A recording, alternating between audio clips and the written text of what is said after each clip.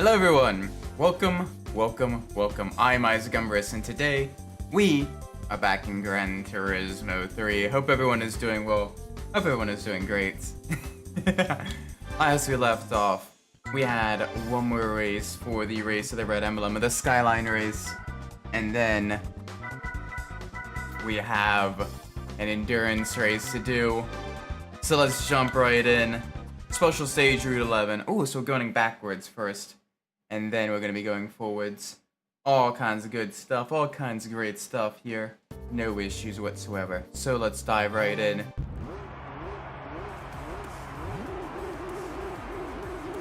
Yeah, the Mina's Skyline.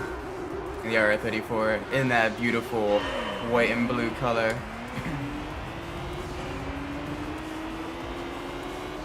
I gotta be a little bit careful at the start. Everyone's all bunched up together. Thankfully, the contacts are a lot more forgiving here than in other games and everything. Welcome for Chubby GT. Hope you're well. There we go. Up into second place. We got the cutback off of the after that Skyline had tried to dive us under braking there. I don't think that worked too well for him. There we go. Nice and smooth through here.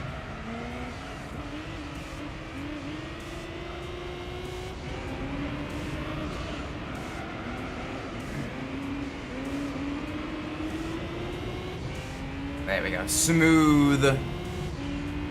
Very, very smooth as the tires are beginning to warm up. We should be able to have them up to temperature probably by the start of lap 3, I think. But right now we are chasing at an R33 Skyline just ahead of us. Yeah, and it's a spicy one. It's a spicy one. So let's see what we can do here. Oh, alright, he's coming back that way. Absolutely sending it under the brakes. Little bit deep. Couldn't quite park it on the apex there. Couldn't quite park it on the apex. That's alright. The playthrough of Crash Undercover hard difficulties. Yeah, I can imagine. If you already struggle with the normal difficulty, having it at hard difficulty is probably going to be even more painful. I do wish you the best of luck, though. I do wish you all the best. Hopefully you're able to get that all sorted, and you're able to beat the game and everything. It's gonna be tough, though. It is gonna be very tough. Gosh, that is such a gorgeous looking car.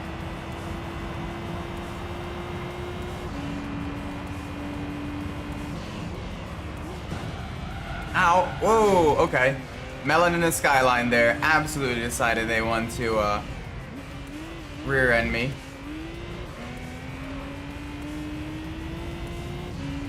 Jeez. Alright, that's fine. We can at least pull a gap now. I will say, one thing I would love to see is Special Stage Route 11 coming back. I know Gran Turismo has been hesitant to add more city street circuits, as adding in all the buildings and like the additional people and everything like that is genuinely very, very difficult in the modern consoles, just because you have to add so many things and it's genuinely very stressful to the computer, the CPU and GPUs and everything in the console. But like genuinely, the street circuits in the older Gran Turismo games were just top notch, and I'd love to see some of them come back. You know, Special Stage Route 5, Special Stage Route 11, Tokyo Route 246, the better Tokyo track, not Tokyo Expressway. Rome Circuit. Like, all of those feel like they could genuinely make for good racetracks. And I'd love to see those come back. I mean, we are getting Yas Marina, which is vaguely street circuit-ish, right? With the hotel and everything, and being literally in an actual marina. It's kind of like that hybrid track where it's kind of a street circuit, but it's not a street circuit. And that would be genuinely cool to have as an option. So hopefully that means that they've kind of gotten better at like the modeling all the buildings and everything like that around the area. and that we might genuinely see, like, you know, more actual street circuits, even if fictional. Like, I would love to see that. Cause that would be super cool. I'm not gonna say like the later Gran Turismo tracks are bad, because that isn't true. Like, Dragon Trail is genuinely amazing. Alsace is really, really good in like a classic car or like a rally car. Lago Maggiore, I think that's how you pronounce it. I'm probably murdering some Italian by some Italian probably just had a heart attack because I said it wrong. But that one is really, really good too. Actually, that's probably one of my favorites of the modern Gran Turismo tracks. Like the modern fictional Gran Turismo tracks. So it would be cool to you know, have more like that type of stuff too. Like I do like those tracks as well.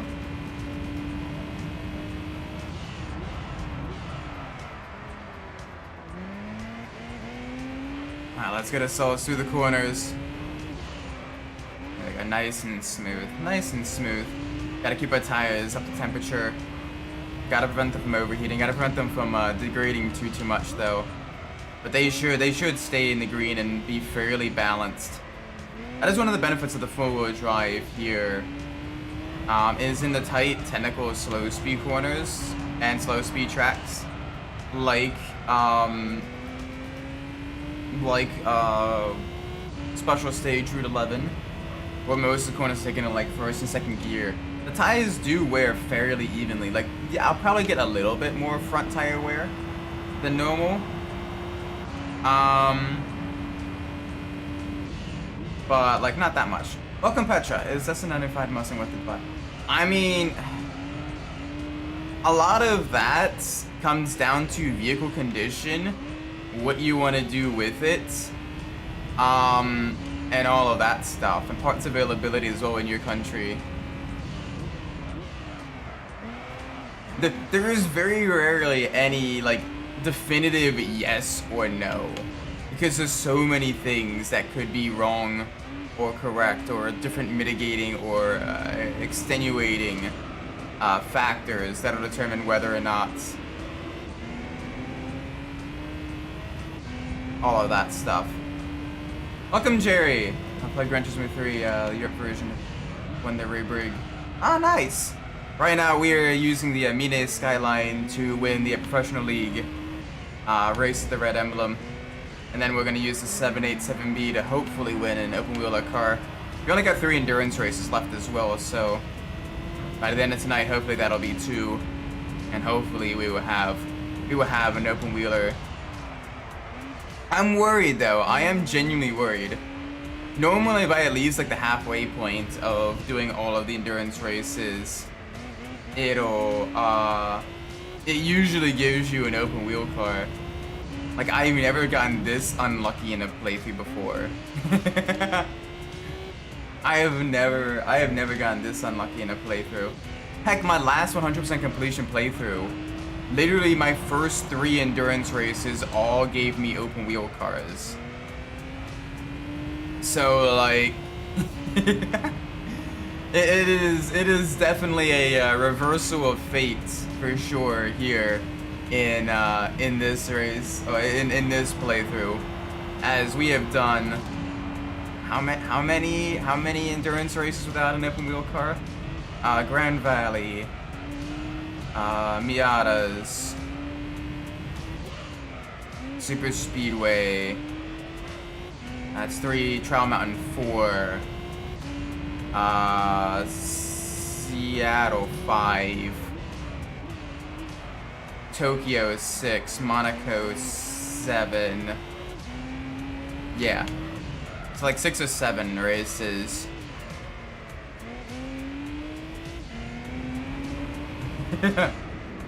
Yeah, the amateur league races begin to get a little bit long, but then the professional league races come along. You're doing like 10-20 laps per race. It gets tough for sure. But you're also usually in faster vehicles as well.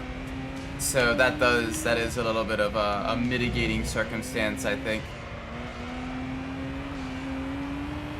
Ah, the Tremont time trial. Okay, so for that one, the Miata, it basically comes down to use as much of the road as possible. Keep the car in the power band. You will never be able to get gold in that with an automatic transmission. It's gotta be a manual transmission. You gotta use manual and just learn and get good with manual to get a gold medal for that. At the very start, you can cut more of the corners and straight line that more than you think. And also, again, just use all of the track. And by all the track, I mean like literally use every last bit of the track to basic heat momentum going. The Miata is not a stop-start car. The Miata is very much a momentum car. You cannot make mistakes in the Miata. Honestly, manual transmission is mandatory for pretty much getting gold in most of the license tests in Gran Turismo 3. But especially in the S licenses, and especially in the Miata one, the AE86.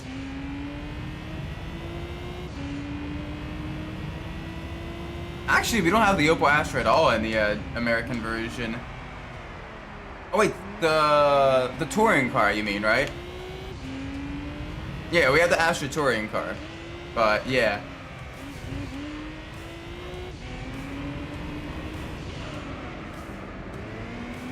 But, hang on, what was I saying? Right, you basically need to use manual transmission for pretty much all of the S license time trials. But especially the Miata, especially the AE86 in the wet, because you want to short shift to maintain traction. Especially the Griffith 500, a Special Stage Route 11, because again, you want to short shift, because that is a torquey V8. It puts down a lot of torque in the low RPM range, and you want to minimize wheel spin. And then also at the final one at Monaco in the GT1 race car.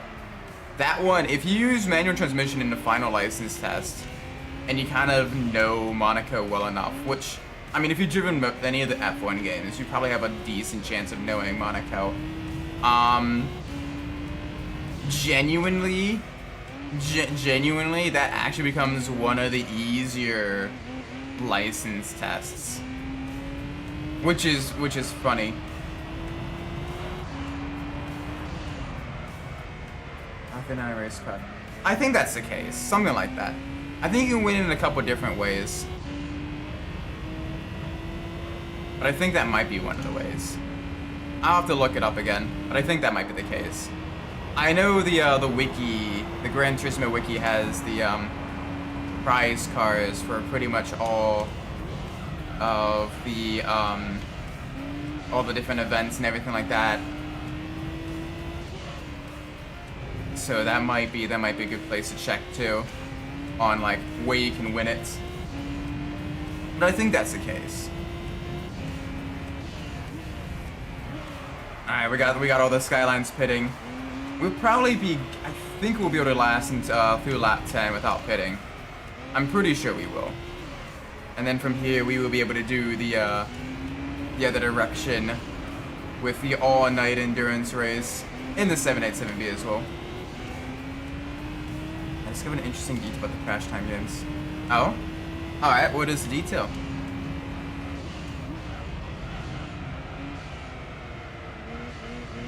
What is the detail?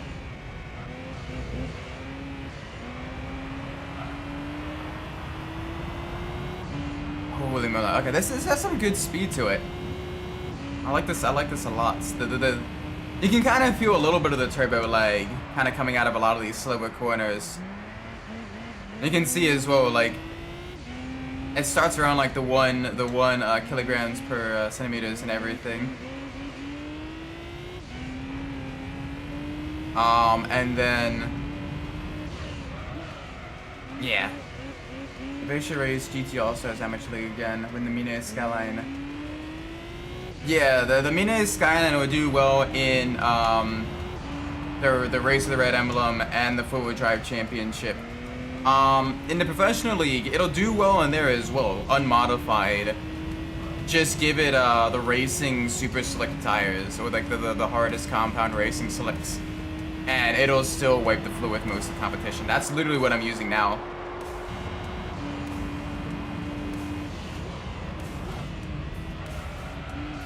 I also find it funny that you can use the Mine Skyline in the Race of the Red Emblem, but to my knowledge, you can't use the Mine's Lancer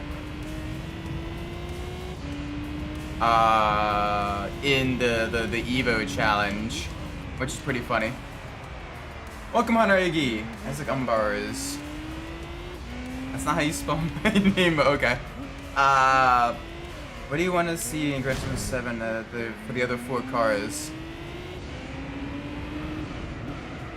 Other 4 cars I would like to see, and this would be vehicles that would probably complement other vehicles in the game that kind of exist, but like don't really have anything like within their like own racing class.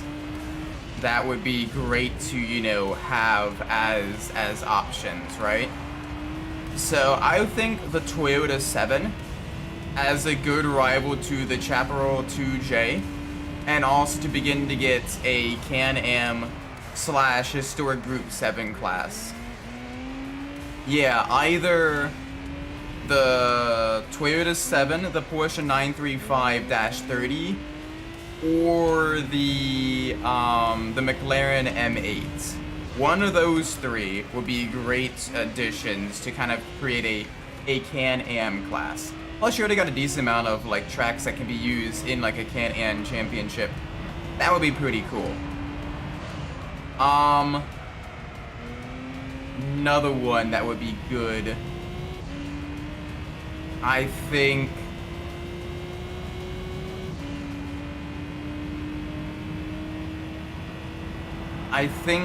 What else? That'd be the big one, is get another Can-Am car, I think, to maybe begin kind of like expanding on some of the historic vehicle classes.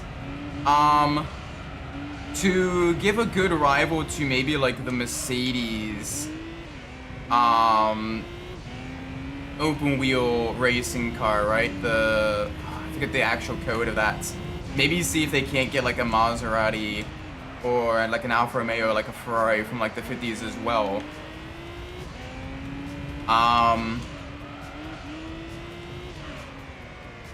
And so that is a big one there. That would be a cool one to add to give some variety. What would be other good ones? Maybe another Group 5 car to kind of complement the Skyline silhouettes. Maybe like the M1 Group 5 or the CSL Group 5. I think would be a good addition. And then for the last one,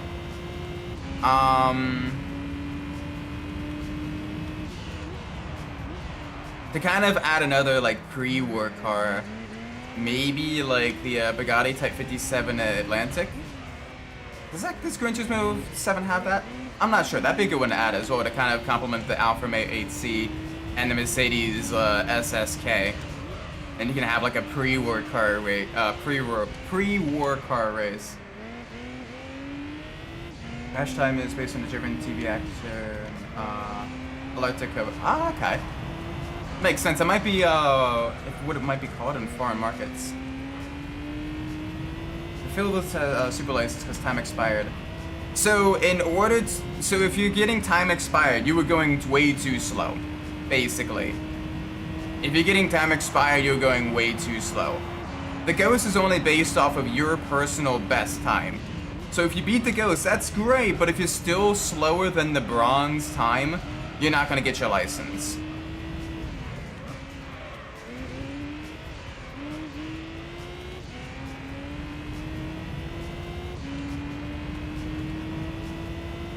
Yeah, if you get time expired, you were just driving too slow. You need to be faster. You need to like take a look at the demo, see where they're braking, see how fast they enter the corners, and all of that stuff.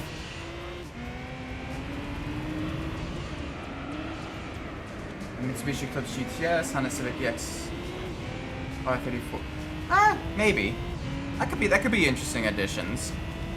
One thing I would love to see in Spec 3 is the reintroduction of the Toon Car Grand Prix from Gran Turismo 4. I think that was a really cool event that really featured a lot of like the professionally tuned vehicles. And like they have a tag specifically for professionally tuned vehicles. They have all of them in the game. You know, they keep adding more and more of those from like, you know, the different years of the SEMA show and everything. I would genuinely love to see them add an actual like event series for those types of cars, you know, where you have to enter a vehicle that is, you know, a professionally tuned vehicle to actually, you know, give them a little bit more purpose. I think that would be really cool. That would be really cool. I would advocate for that a lot. All right, final corner, racing to the line. Yeah, they managed to get away with it in the Japanese version because they licensed it under JLOC, which is the Japanese Lamborghini Owners Club. But then Lamborghini called them and was like, okay, you can do that for Japan, but like, you do that anywhere else and we're gonna sue the crap out of you. And Gran Turismo were like, understood. Or Polyphony were like, understood. Thank you for at least letting us do it in Japan. And then it took until Gran Turismo 5 for Lamborghini to come back. Hey, based. Alright, we got the Calsonic Skyline. Very nice. So that means, I think we have... No, we don't have an NSXJ GTC. But that's fine. That is fine. We don't necessarily need that. Alright, let's get the oil change. Just because we did a decent length race. And then let's swap to the 787B. Alright, so we got the 787B there. We got another 787B. I'm gonna use this one. Would you like to see race conversion create AI? I didn't really like B-Spec mode that much. It just... If you play a racing game, you play a racing game to race.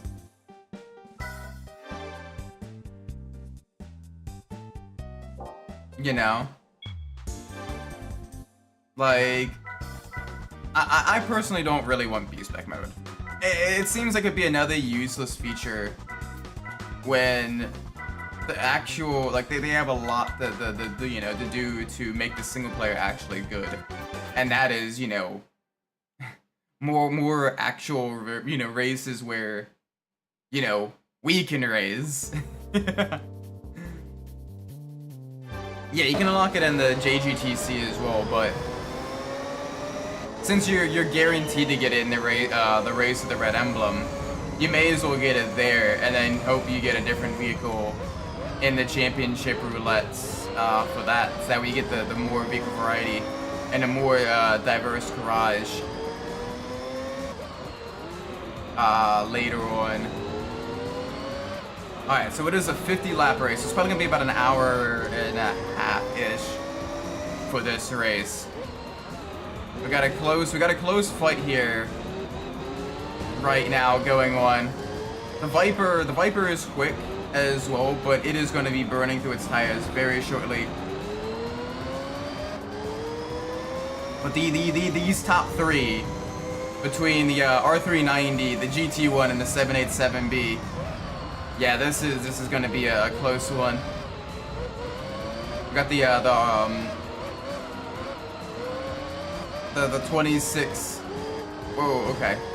Yeah, basically the 26B, 2.6 liter, 4-rotor rotary engine. Whoa, okay, that's a dive. That is a dive and a half.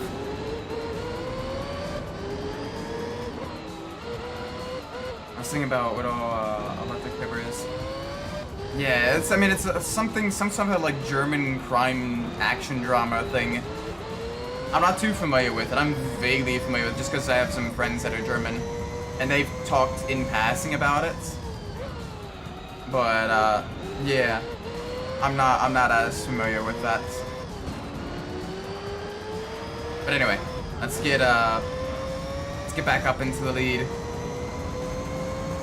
Jeez, the GT1 got absolutely brutalized there when I tried to go for that dive, and then the poor the Viper probably took it out a bit. Alright, break at the bridge. Yeah, alright, so we do want to break at the bridge. Maybe a little bit before the bridge, actually. As that was still a little bit deep.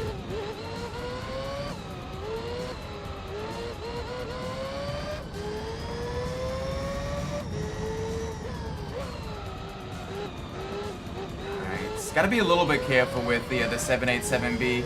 It makes most of its power in the really high RPMs. So you do want to be a little bit careful out of the slower corners. Thankfully, it's generally pretty gentle in its tires.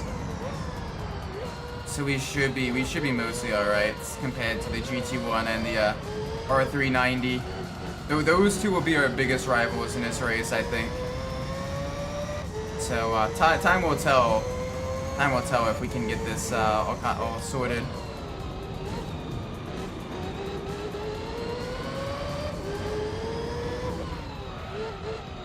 All right, come on, come on. There we go, through the double left-hander. I will say, I do genuinely love this track though. Like, it is especially for a PS2 game, this is a very beautiful track, very detailed. It's got a whole lot of stuff going on. And it is fun to drive as well. It teaches you a lot about throttle control. It teaches you a lot about, you know, getting the vehicle rotated in the throttle without like spinning the rears too much. It really tests your. It's going to be very useful in all of that. The GT40 road car is going to be, yeah, the American Championship, all of that. American Championship maybe. Depends on if you get the C5R as one of the rival cars, as that is a possibility. One of the places genuinely really good for is the MR Challenge in the Professional League. You just lightly tune that, put on Racing Hards, the Racing Hard slicks. And it does fairly well there. Just some light engine tuning to keep up with the other GT40 road cars, and that'll do it fairly well there. And it can get the that'll get you the Tommy Kaira ZZ2, which is a fairly useful car too. You know, 500 horsepower all-wheel drive. That can be used in a couple other professional and amateur league events if you haven't done those already.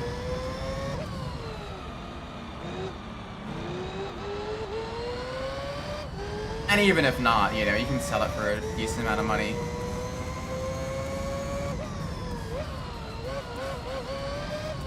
Alright, come on, through the chicane. Alright, so despite the fact that the engine is in the rear, we are actually wearing our front tires just a little bit more than our rear tires.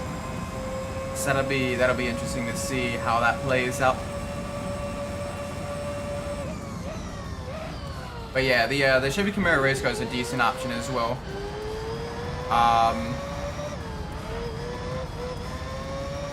As with that, you can use it fairly well in the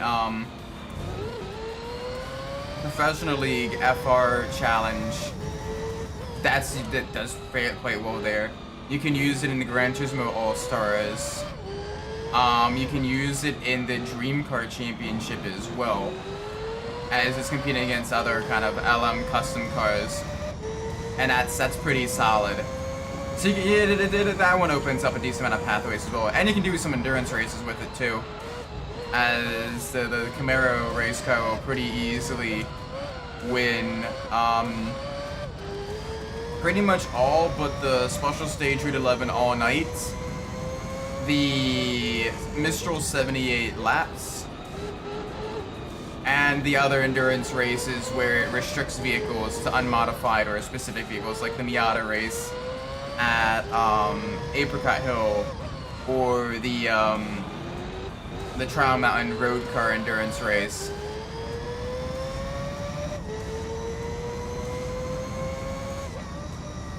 Yeah, the goal basically the goal basically for arcade mode in that is you don't really want to use your garage cars that much. You want to use basically like your GT300 class cars,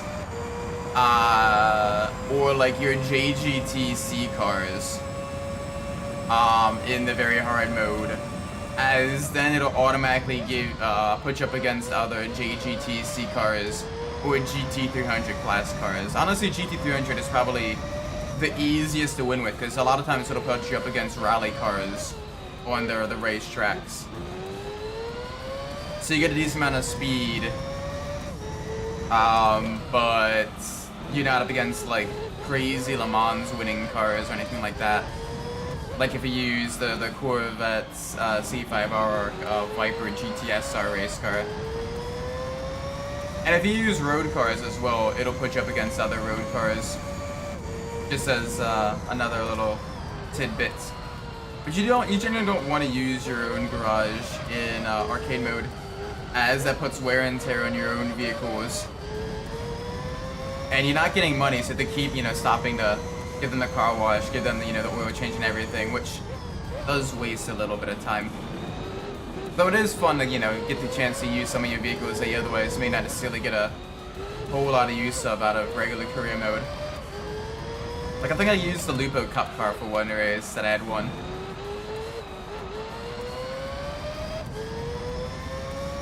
Yeah, the other issue with the Vertigo is you use that and I'll put it up against things like the 787B. It just is not quick enough for that.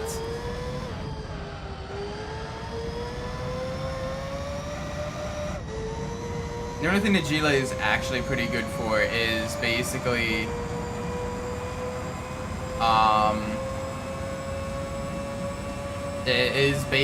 some of the career mode stuff. And that's basically if you use it to kind of bully, kind of tune road cars and everything in some of the earlier professional league events.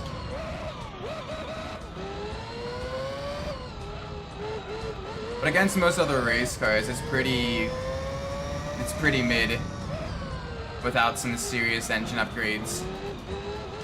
And even then, you're better off using pretty much any other car. Which is a shame, because I genuinely love the look of the Gila Vertigo. But it's just not that great. I guess it's an okay choice. It'll put you up against other JGTC cars though. And I think if you go into the S-Class, you'll have an NSX JGTC race car to use there. I think it's the casual one you start with. And I think you can unlock the other, at least one other one, by going through in hard mode. So it's not too difficult. I've already beaten all the arcade mode races and the arcade mode time trials too, which is fun. Honestly, it's not too hard to do. If you have some moderate skill and everything, you can start the career mode, at least in the American version, with the Panoz Esperante race car.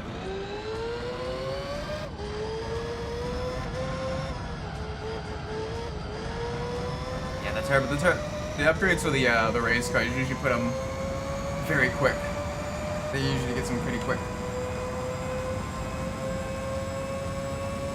Alright, so our tires are still holding up surprisingly well, I think. Yeah, tires are still holding up pretty well. Our lap times haven't fallen off that much. A lot of this is more so just kind of skill issue and just general inconsistency on a track this long. We are beginning to come up to back markers, so that'll be interesting to see in just a second.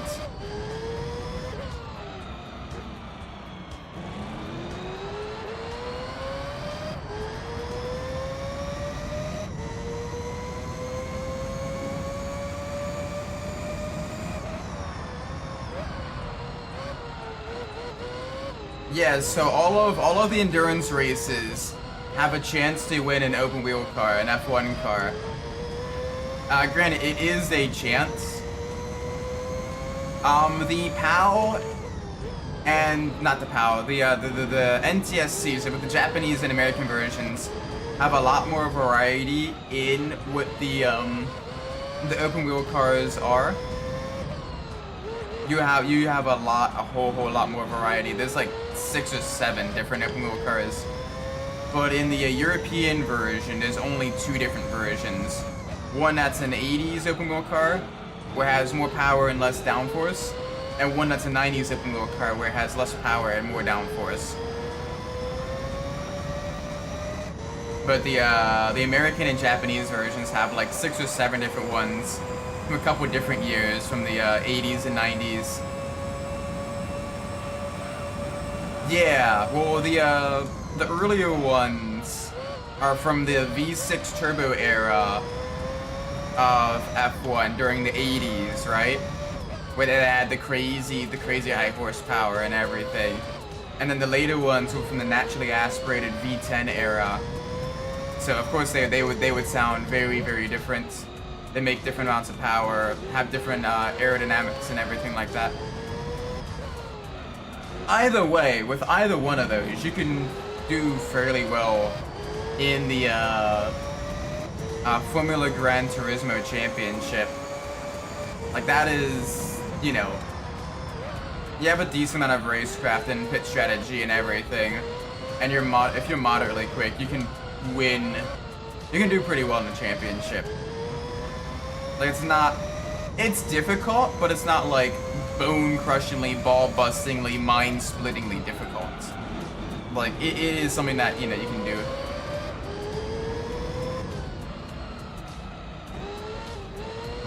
Yeah, I mean, it is possible with pretty much any of the open wheelers.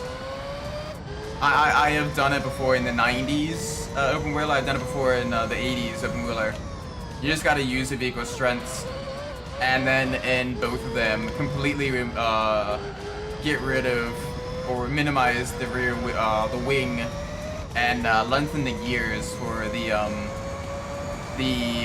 test course race. That way you can go faster than the other open wheelers there. Why they put a test course race for a high downforce, high agility car, I would never know. It was certainly an option. It was certainly an option. I'm not sure I agree with that choice that they made, but it was a choice. It was indeed a choice.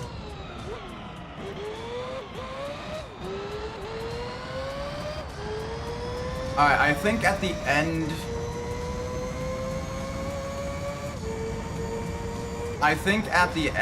of lap 10, I'm gonna be heading into the pits. To be fair, with those, that shouldn't be that much of an issue. The no traction control or active stability management. That shouldn't be that much of an issue. Make sure you're using manual transmission and you use the gears to kind of manage like slides and everything like that. But like Trial Mountain, the Miata doesn't have that much power. You should have more than enough grip to handle. Oh gosh, okay, that was rough. You should have more than enough grip and not that much power, so you shouldn't be spinning your tires at all. If you're spinning or having issues in the Miata, you are doing something fundamentally wrong, I think. Alright, so I gotta brake way earlier for the chicane now that my tires are dead.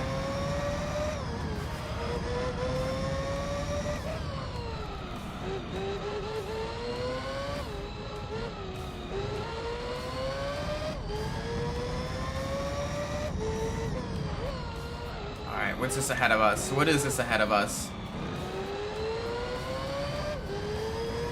Is that the Viper? I think that's the Viper. The GT1.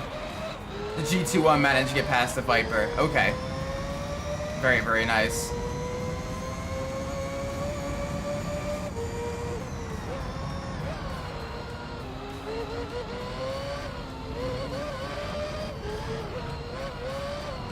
It is weird as well how, only have a 5-speed manual.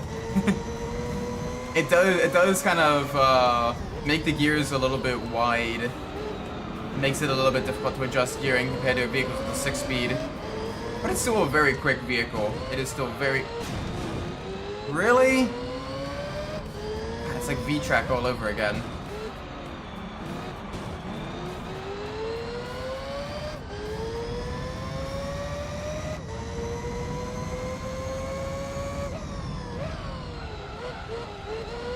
There we go. Much better. Much better through there. Alright, we're pitting this lap. We probably should have... Nah, because we want to have the pit strategy. We want to have one less... We want to have one less pit stop. I think. We want to have one less pit stop than if we had pitted at 9 laps. So, yeah. This will be good.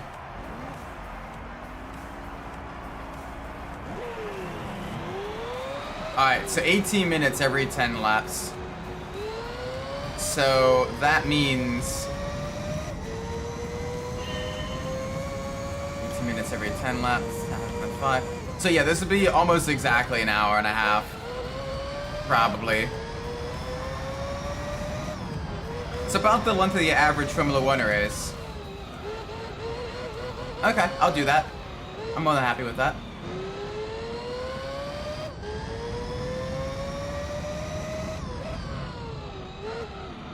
Come on, come on, come on, come on, come on. Get around the corners.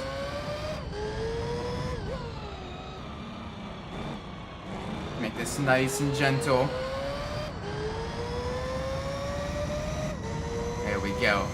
Gosh, that is such a beautiful sight as well. Just heading towards, you know, the lit up Ferris wheel with the city in the background and everything. All the lit up trees. You know, the street lights reflecting off the body of your car. And what a beautiful car it is, too. This orange and green. You wouldn't think those two would work together in a livery, but it works so, so well.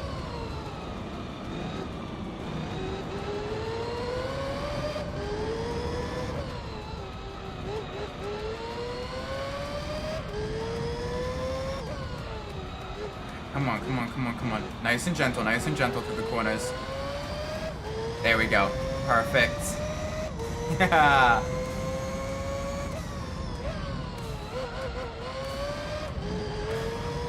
Yes.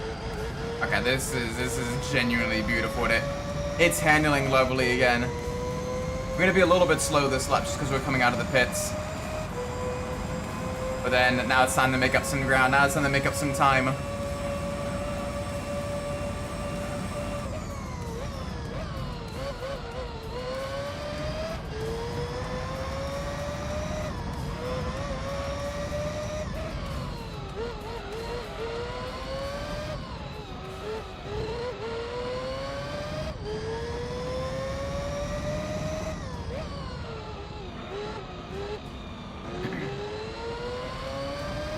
Okay, there we go.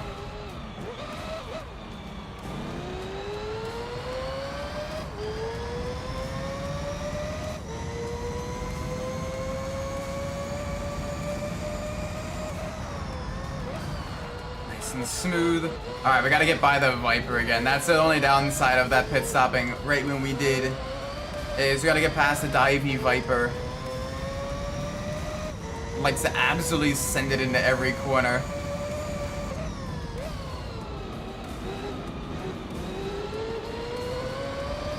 We'll be fine though. We can make up some grounds. Yeah, there you are. There you are. Hi there, buddy. Hi there, buddy. Right, nice and smooth. Down a couple of gears. Nice. Nice. Hi there. Goodbye.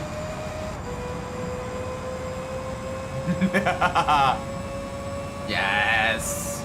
Perfect.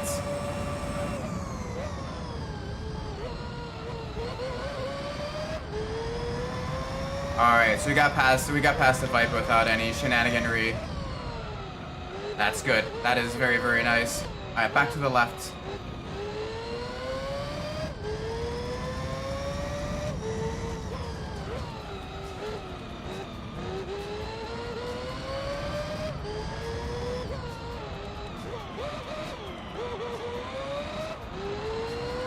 Alright, let's see what we can do here. Alright, so we're gonna be coming up on the GT1 road, GT1 race car now. So we've almost left the entire field. That's gonna make things a little bit tough, I think. It's always hard to tell, because like, if I were to drive a vehicle similar to them, right? You may end up blowing them out of the water, or you might actually have a decent fight on our hands. If we drive a vehicle that's a bit slower, we may genuinely just get absolutely demolished. So it is hard to balance in the late game.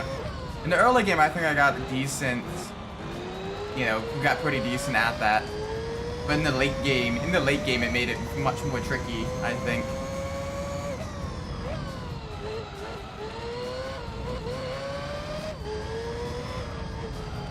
That's alright.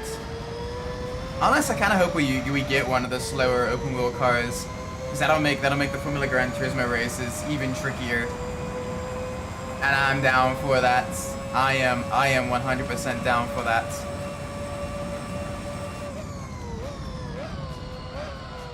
But right now we are moving, we are schmoving. We're going fast as heck.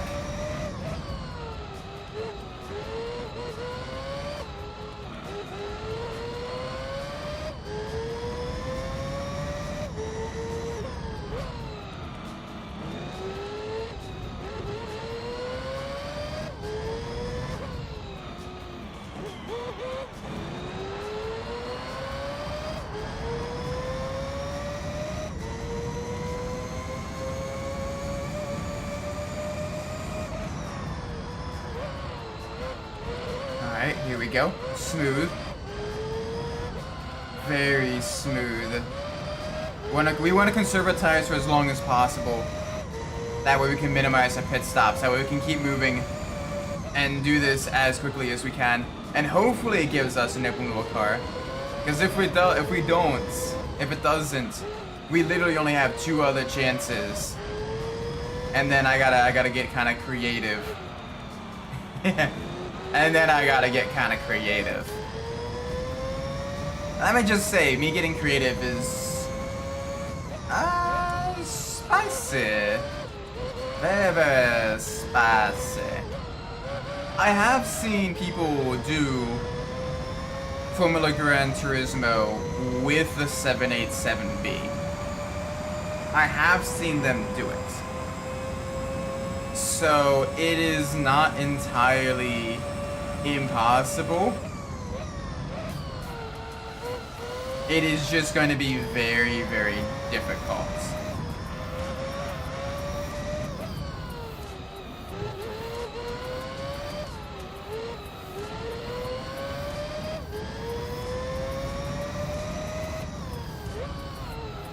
I gotta be just a little bit cautious.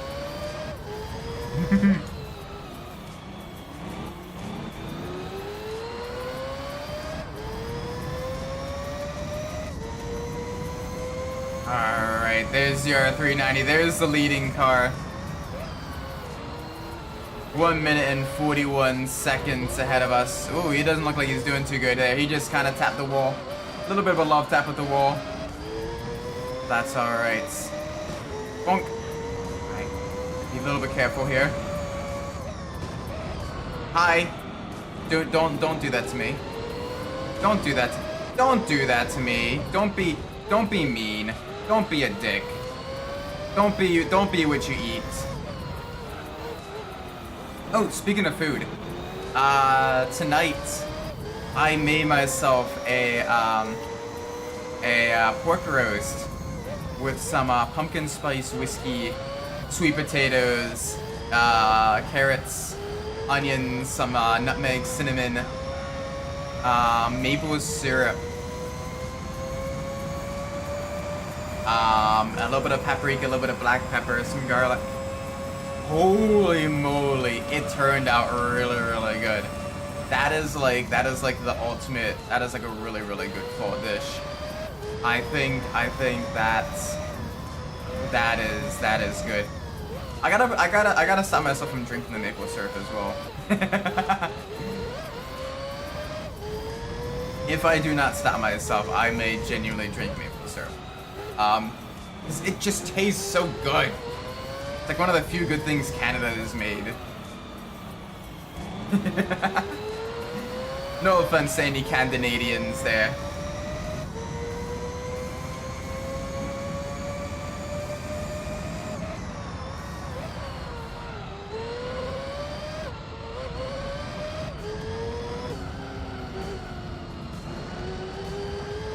Gotta be a little bit careful. Little bit careful.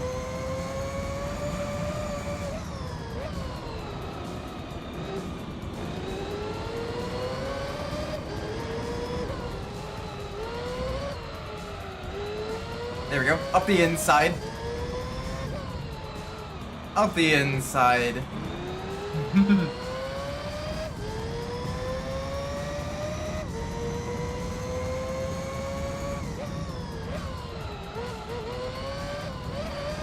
Nice, we got some clean space. But yeah, that was really tasty, honestly. I really enjoyed that. Like the glaze and everything that I made with the seasoning and the whiskey and all that. It really brought out the flavor of the pork, the carrots, the sweet potatoes. That was genuinely really good. I think that is something that like I may have to make for my family sometime in the near future, because holy moly. That was good. That was genuinely really tasty. And I think that might be, you know, that might be a solid dish in the future. It tasted good. I genuinely really like that. And it was just, oh, it was great. I have to see what else I have. Because my literally Christmas last year, my family got me like a bunch of like the whiskey sampler sets, and I don't particularly drink that often, especially now that I've gotten like more and more into sim racing and everything. So a lot of times I've been using that for like cooking to like bring out like the different flavors. And that's been like my go-to. And holy moly, it's been good. Using those for like different baking projects or like different like, you know, like cooking projects. Genuinely like that hits good. That hits really nice.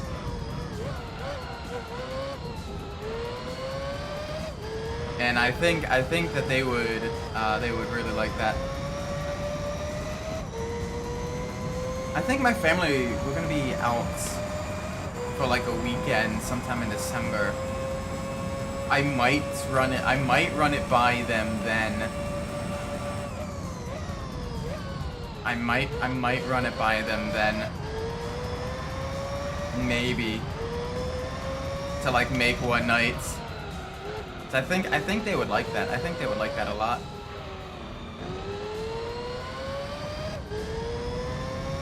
Well, I could maybe get like some turkey. If it'd be like December. So I got a cranberry whiskey that might do well. Oh, I got some of that cranberry pepper jam too. I could probably use that mixture of those to create like a sweet and spicy glaze for like a slow cooked turkey.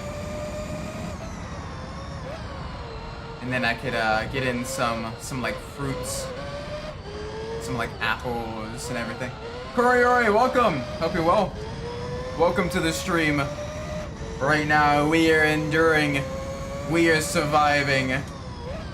We are vibing and thriving. And I think we're doing pretty good here.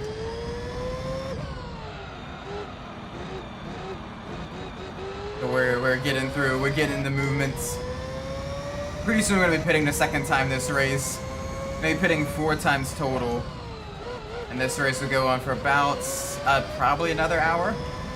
Thereabouts. If I were to hazard a guess. But we are moving, we are pushing as hard as we can. We are making sure we absolutely decimate the competition.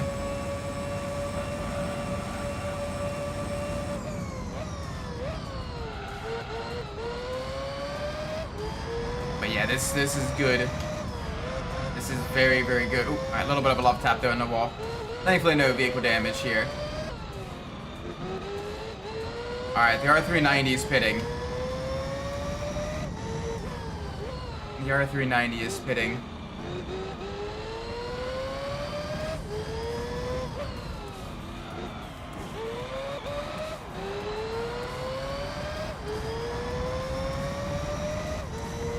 Ooh, actually, someone earlier had asked me what I would hope some of the 4 cars would be, and I made a decent list there. But I think if we're going for like more modern vehicles as well, since we're already getting the Ferrari 296 GT3, I would genuinely love to see a new hypercar, an LMH or LMDH get added in. I think maybe either like the Cadillac, the Ferrari. Yeah, probably either like the Cadillac or Ferrari would be a really, really good option. Or since Gran Turismo is Japanese, get the Acura in, because that would be a good option to kind of, you know, maybe begin moving away from, you know, the Group 1 older LMP1 cars and everything. Begin maybe separating those into classes, and then begin kind of adding, you know, the modern hypercars and everything, because that would be pretty fun to do as well. Getting those vehicles, especially just how popular, you know, the WEC has become with, and the IMSA has become with the with that stuff. That would be a really, really good option, I think.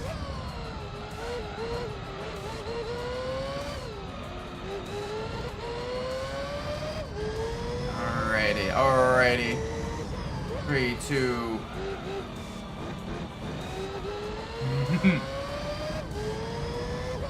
There we go, nice and smooth. Our front left is dying though, and it's showing in the lap times. 1:45 last lap. Wasn't exactly quick. We need to be a little bit quicker. We are also catching up to another back marker, so time will tell what all we would need to do there.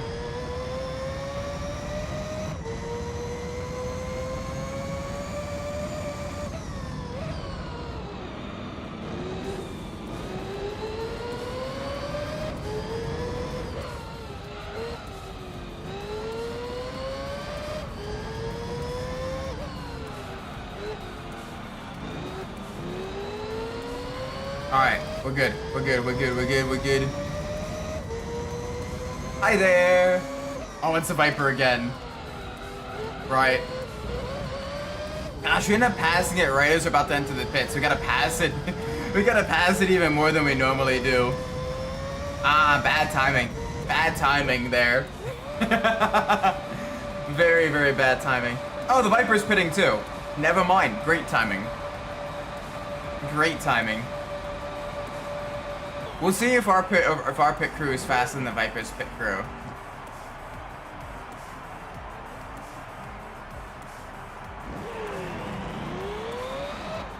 Okay, pretty much the same.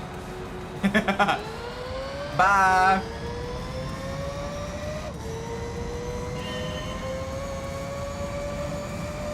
Let's move. All right, break under the bridge.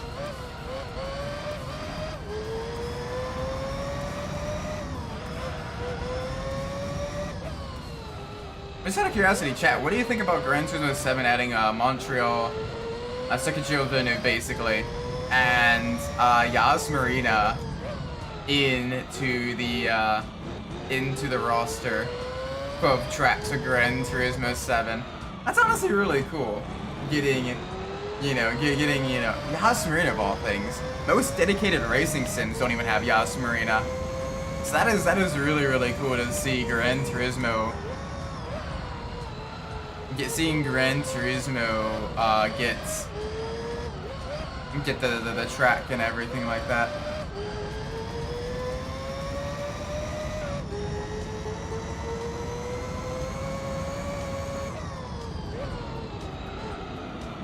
I will say that is probably one of the biggest things I'm looking forward to. I'm not particularly like the biggest fan of that track IRL, mostly just because I don't think it's great for like open wheel racing, but like for endurance racing or like for touring car racing, I genuinely think like that track would be really, really good for like those events. So if you watch like the Australian supercars back when they raced there, oh, they put on an absolute barnstorm of a performance. So I think genuinely like the track could probably do really, really well for like multi-class racing or like endurance racing, but like, or like, you know, like touring car racing, that type of stuff, but like it just sucks for Formula 1.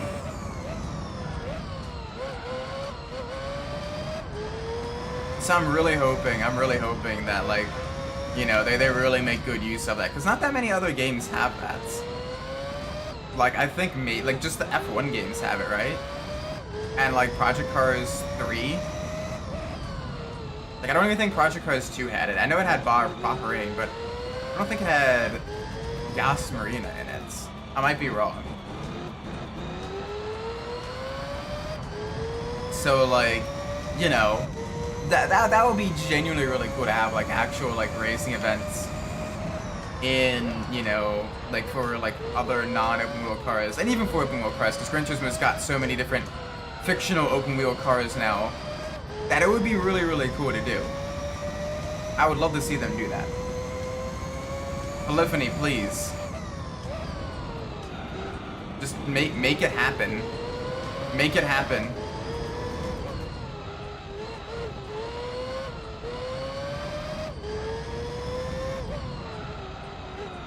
I gotta be a little bit gentle here. A little bit gentle with the throttle.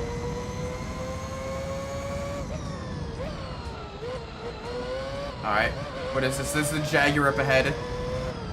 Jaguar, who I believe is probably going to be pitting. No, not yet. Maybe one more lap. I may have miscounted. The speed difference, though. Holy moly. Just absolutely blitzing by them.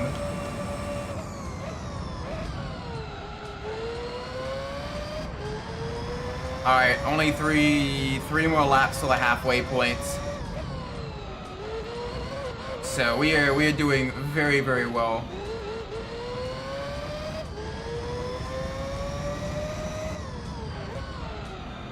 Yeah, three more laps to the halfway point. So we just gotta absolutely lay some rubber down. Make sure we really, really take things, you know, nice and smooth, and be ready to go. There we go. Good, good, good, good, good. Back to the left.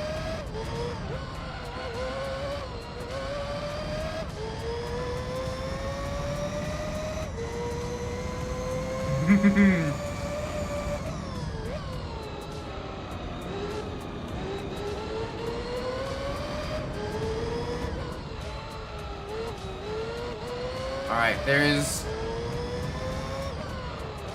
a GT1. Nice. Alright. Japanese car and Japanese car violence. I'm gonna take the inside here. I'm gonna make him dive super late. There we go. Perfect. Yeah, you can't really go side by side to that corner. You either make the overtake before or afterwards. Because look how much further back the GT1 is now after that collision.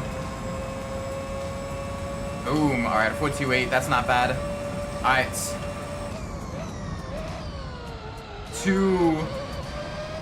Two more laps until the halfway point. I got the Panos.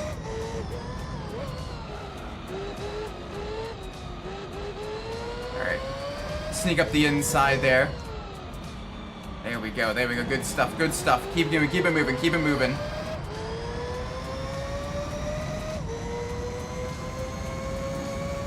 Okay, I think we're solid. I think we're alright. Ow. Let's not do that. Let's not tap the walls. Let's not tippy tap the walls there.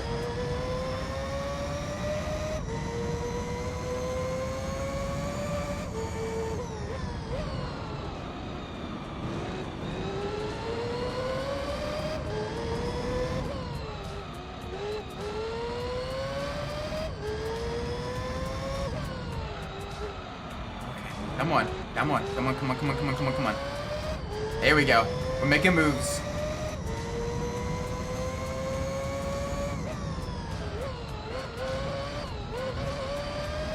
Yeah, we are absolutely making moves here. Alright, one more lap to the halfway point. This is gonna be a good one.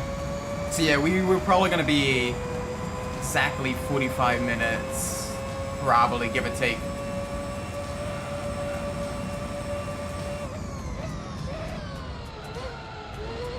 So this will be interesting. Alright, Esperanto's pitting. It's a Jaguar pitting. Jaguar's gotta be pitting soon, I think. I'm pretty sure. Like 90% sure.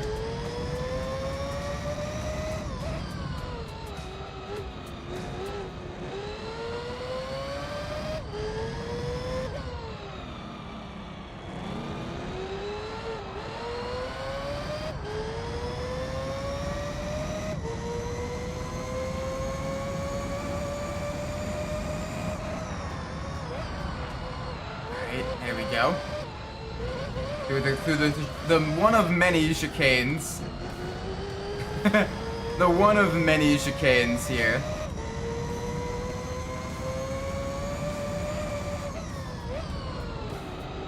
Alright, through the hairpins, through all the hairpins.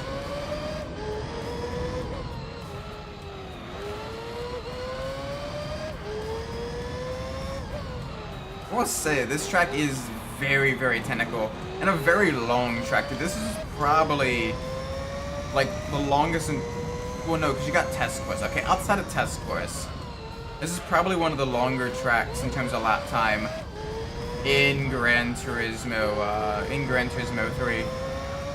Like, this would probably take a modern GT3 car like 2 minutes 10 seconds. So it's probably like Spa-ish, like Spa-ish lap time. Maybe not Spa, but like maybe like Silverstone. Okay, yeah, so we are 30 seconds ahead of 45 minutes at the halfway point. I will take that. That is acceptable. So yeah, 90 total minutes probably is what we're looking at. Alright, the GT1's pitting.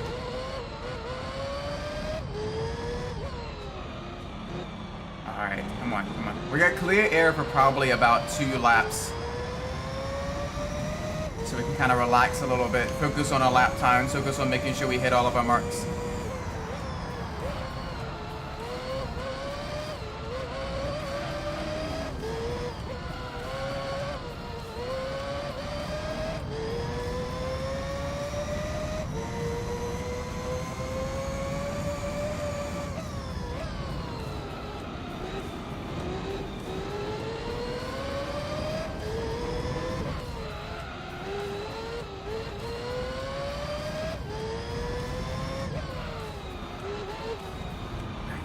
Come on. Alright, we're moving. This is good. To the chicanes. Nice and gently there. Nice and gently there.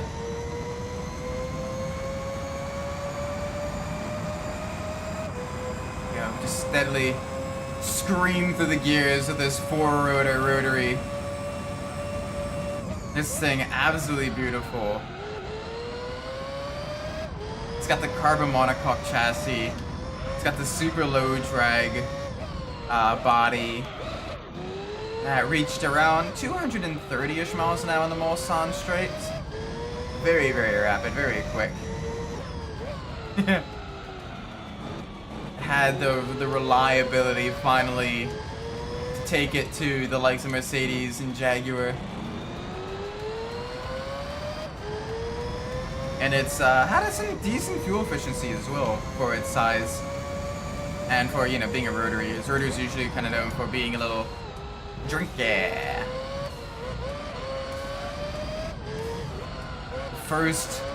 The first Japanese car to win the 24 Hours of Le Mans.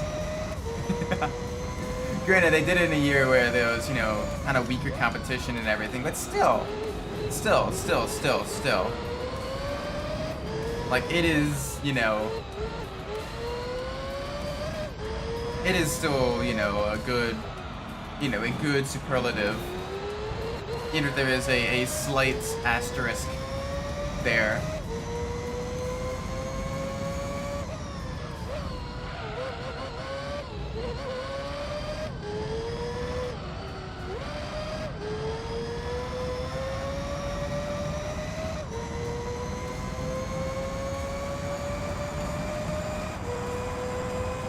Alright.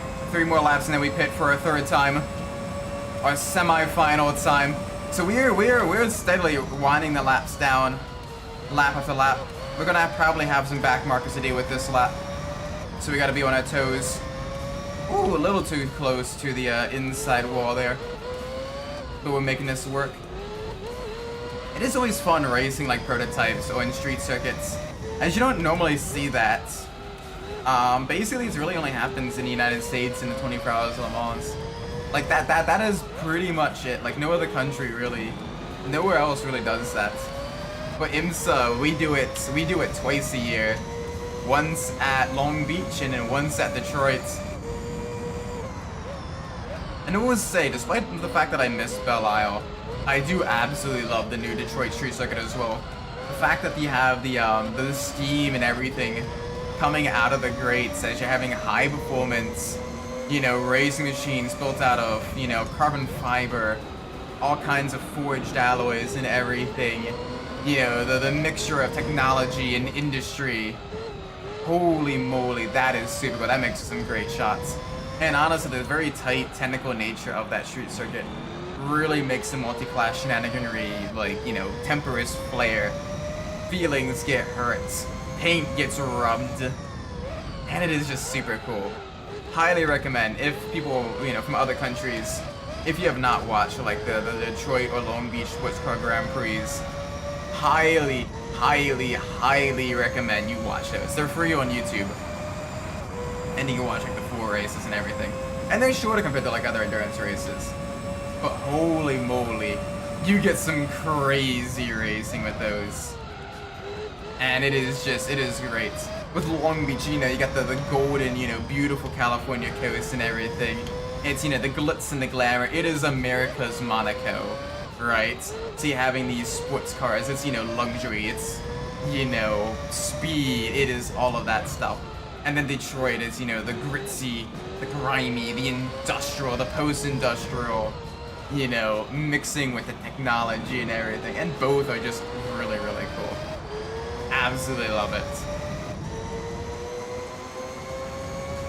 Oh, that was risky. I probably shouldn't have done that.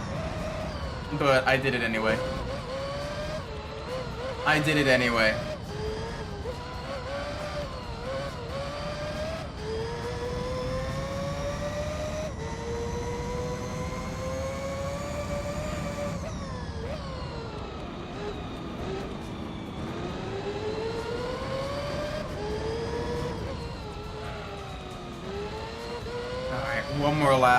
One more lap, and then we pit. And that'll be the second to last pit stop. So we're doing good. Only about 40 minutes left in the race. Maybe even less. I was very slow through the chicane there. Yeah, okay, front left is dying. Front left is very much dying. So we gotta survive for this next lap. Gosh, just look at that though. That is beautiful. That is absolutely beautiful.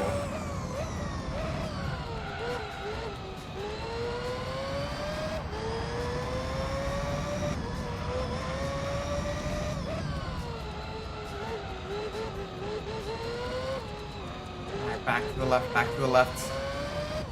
There we go. We're good. We're moving.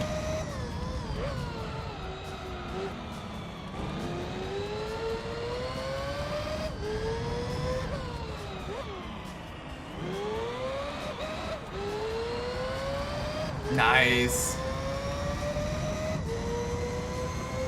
Yeah, no problems, no issues here. We're just keeping this thing nice and steady, nice and smooth. You got no worries. Just keep the pace up. We've got this.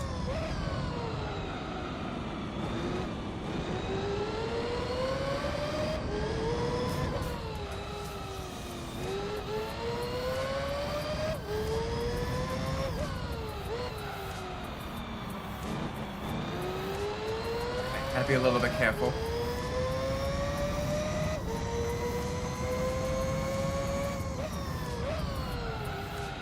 Okay, not good, not good there, not good there. Yeah, okay, I gotta brake a lot earlier. Gotta brake a lot earlier for that turn there. But probably not for that much longer because we're getting fresh tires. And that'll help us out so much.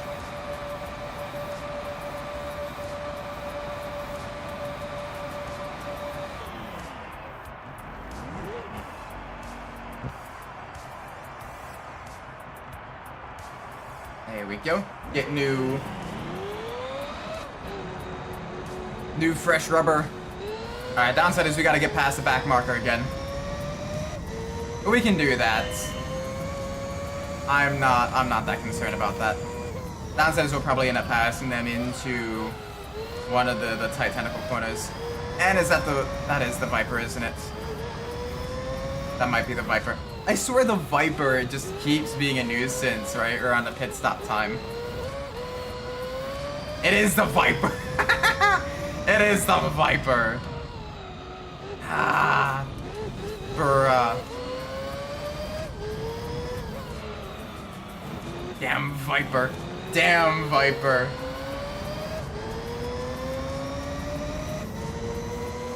Hi, buddy. Alright, looking to the left. Oh, buddy. Yep, I saw that coming.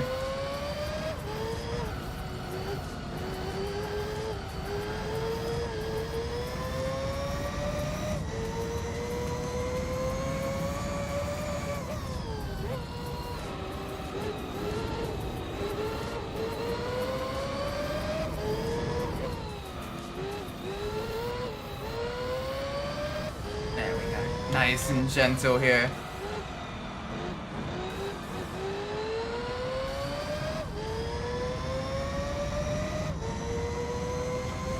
Alright, brake here, I think. Yeah, so we're basically braking right at that sign. You wanna use that sign as our braking point, probably. Probably not much later than that. Maybe just as we pass the sign, but literally not much later. Alright, yeah, 148. Tires are starting to get at the temperature. We're starting to get the grip again in them. Bridge. There we go. Alright, we put about 85 miles on the car. So we're probably gonna need an oil change after this. And total mileage, we're at 257. So this 787B, it's got a little bit of wear and tear on it. It's got a little bit of battle scars, a little bit of that funness. That is all right.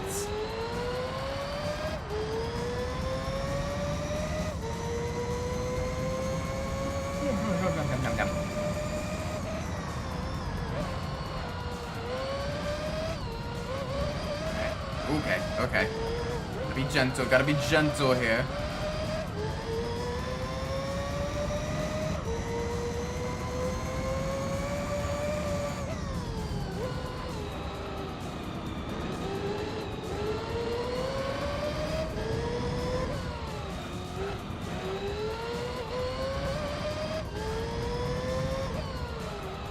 Alright, so not bad. Just gotta keep this going. We got one more pit stop, basically 2 more stints left. And then we are golden. So let's make this count. Let's make it count, let's make it rain.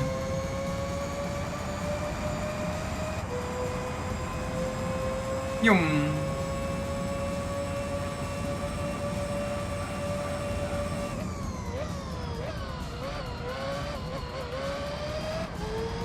There we go. There we go. Boop.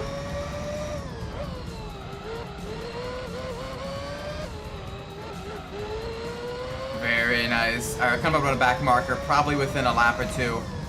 There'll be another one. So we're ready. We are ready.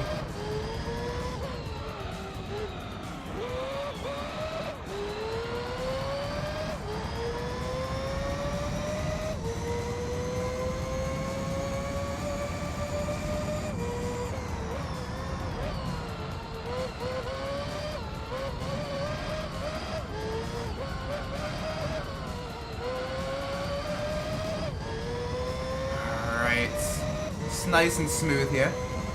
No problemos. No problems at all.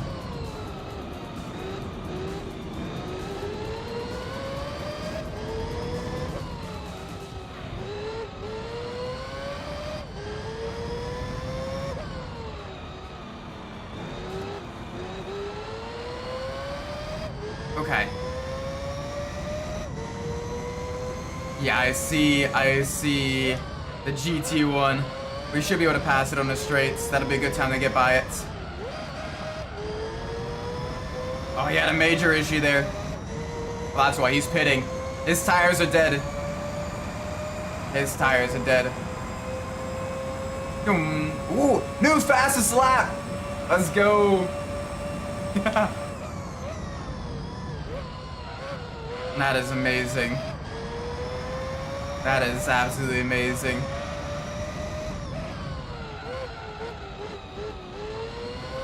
And I think, because the power decrease begins to start around 100 miles more in the car.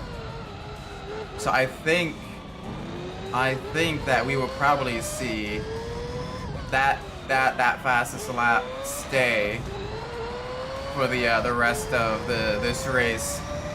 I think. Yeah, that might legit be the fastest lap. The 142.18.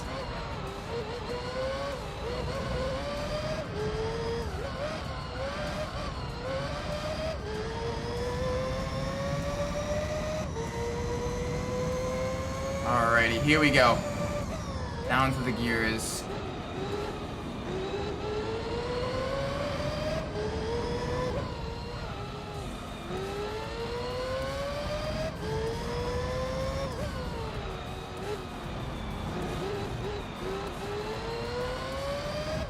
Nice. Alright, we got the Jaguar up ahead as well. And then we got clear roads for at least 2 or 3 laps. Unless someone pits. But as long as no one pits, we will have clear roads for 2 or 3 laps. Where we can just focus on running on laps. Alright.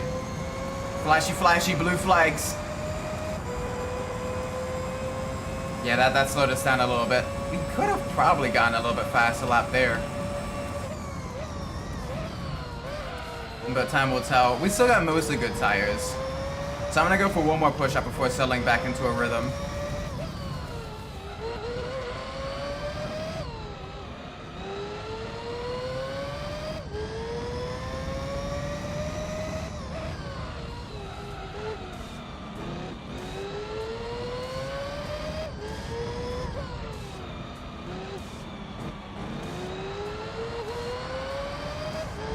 Alright, here we go. This is what's gonna do it.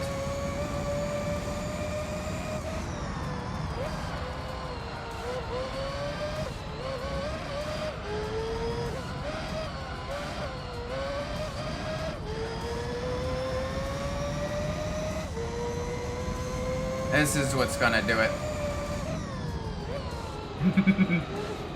It's nice and smooth, nice and gentle.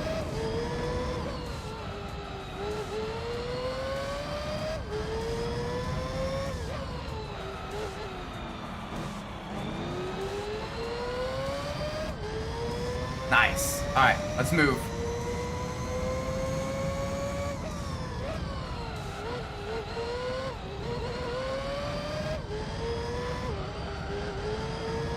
Alright, our semi-final stint is halfway done now.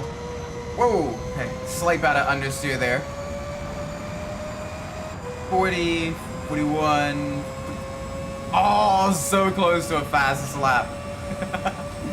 So close. That's alright. I will take it. I will still enjoy it.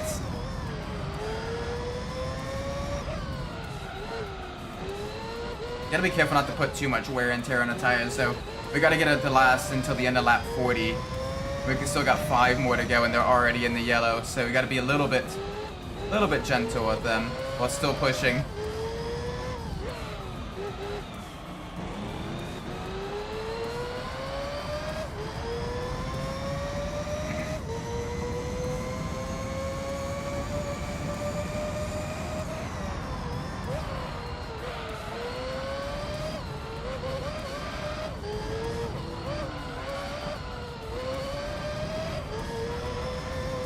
Slight tap on the wall. That's okay. We're good. We're good. We're good. We're good. Just keep moving. Just gotta keep moving.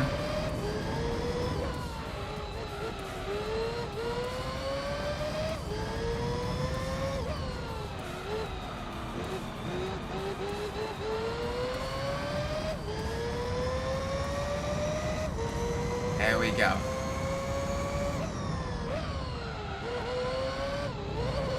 Back to the left, back to the right.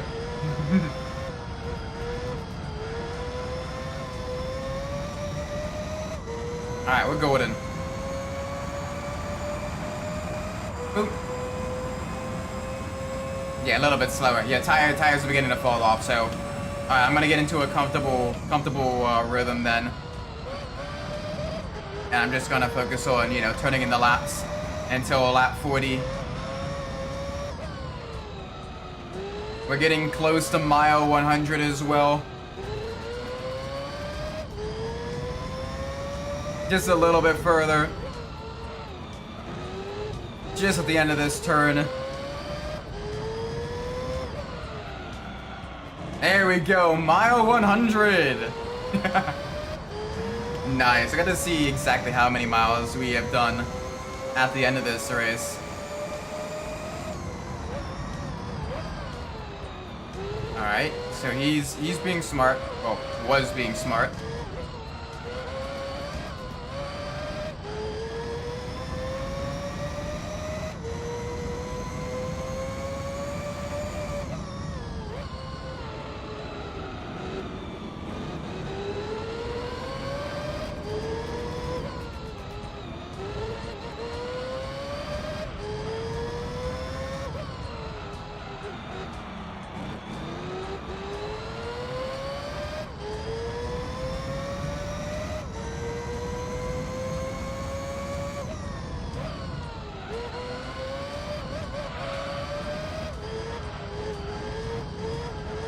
Easy, easy, easy. There we go. Full stop, full throttle, full send. Alright, 3 more laps until our final pit stop. We are getting this done. We are getting this done.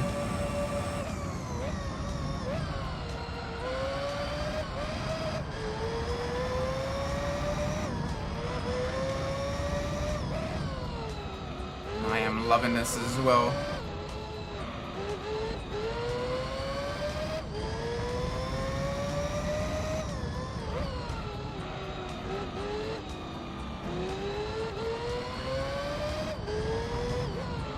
Honestly, I would love to see more endurance races in Gran Turismo 7. Like, 1 hour genuinely isn't enough. Like, they got the sheer amount of cars, and they have the sheer amount of AI on track and everything. I got the weather variety. Like, come on. Polyphony, do it. Please. I am begging you. I would love to see endurance races. They got so many tracks for endurance racing, too. So many different classes that they, you know, do the BOP on and everything. Whoa, hey there, buddy. That's a little bit of a dive.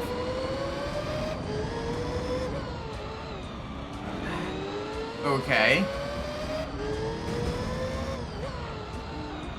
Oh gosh, we got the Viper as well. Alright, these two are gonna be a genuine pain.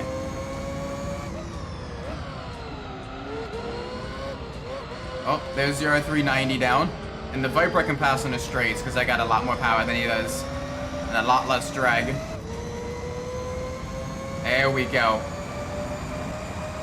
Wonderful, wonderful.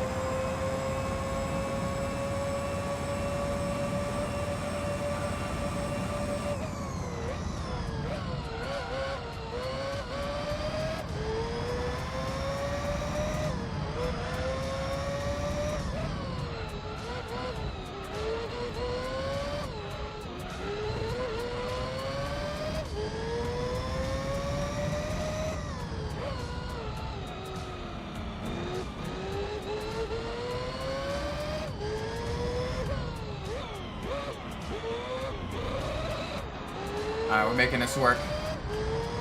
We are making it work. We're making it rain.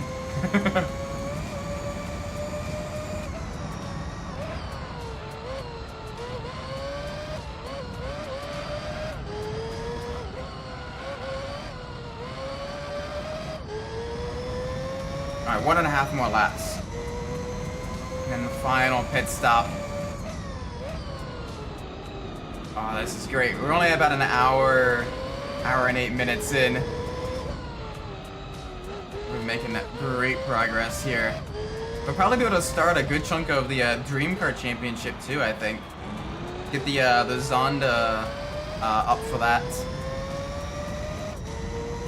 And I think that'll do us. I think that'll do us pretty well.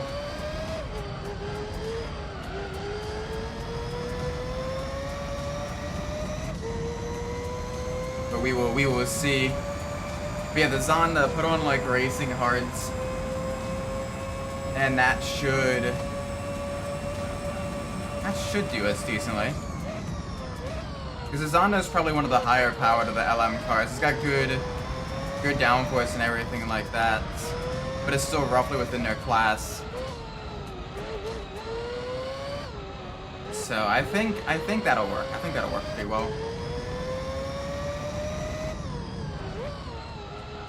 Plus, we get to go from a turbocharged inline 6 to a turbocharged 4-rotor to a naturally aspirated V12 screamer.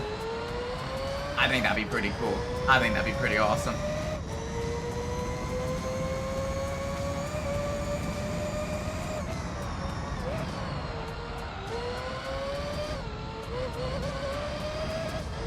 Welcome, True. Watching the 787B go against these cars feels like a couple maybe with Hydrogen Bomb. Yeah, the R390 and the GT1 are supposed to be like equal or, you know, fairly similar-ish to it. And in the hands of a skilled player, they all can run similar lap times. And it's just unfortunate that AI, it's one of those things where it's hard to balance. Like the vehicle you use against AI. Because it is, like, so sometimes the AI is genuinely quite quick, like, for the vehicles and for like that. Then other times the AI is kind of a little bit brain dead. Like, they would probably run a full, like, second or two a lap faster, the R390 and the GT1, if they stop, like, late braking every corner. Because that's slowing them down in all the hairpins, as well as the final chicane. And literally every time they do that, I gain like a full like second or two on them, and it's a little bit ridiculous because like literally like because I've done multiplayer split screen and everything like that, and like we've kind of done the thing where we like switch vehicles after each race as well and done the same race again, and like yeah, you can run similar lap times on a lot of tracks with the R390, the GT1, and the 787B, believe it or not. The 787B is like ever so slightly quicker than the other two, but it also goes through its tires a little bit quicker as well. I do have that backwards. One way or the other.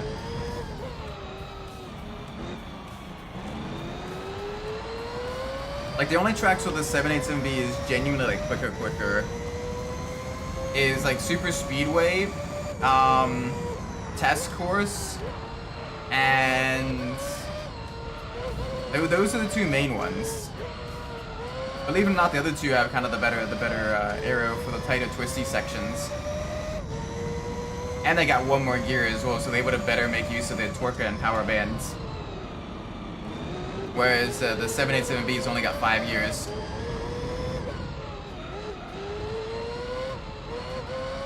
But yeah, it is a little bit strange how like they don't really drive well on this track, the AI.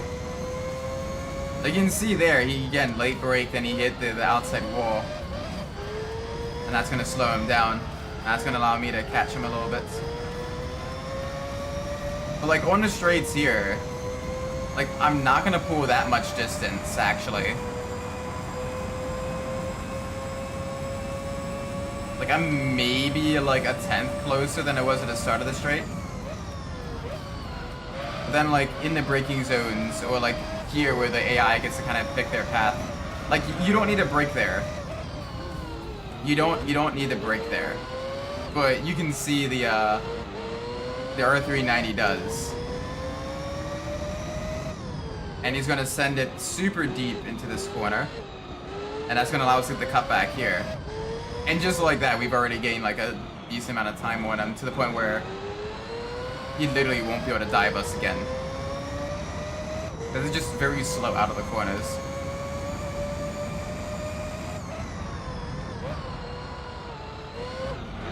Oh, okay, that was our mistake. But then you see them, they hit the inside wall there. The AI just does not do a good job at Special Stage Route 11. They kind of pinball off the walls a little bit at different parts of the track.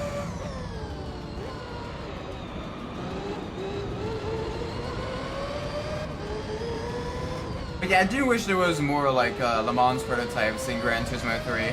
Because really only having like those three, is a little bit of a disappointment, I think.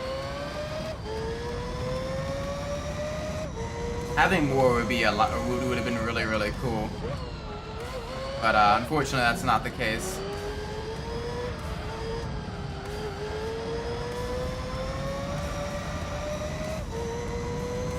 Alright, we're passing the GT1. Yeah, we don't need to pit anymore. This is our final stint.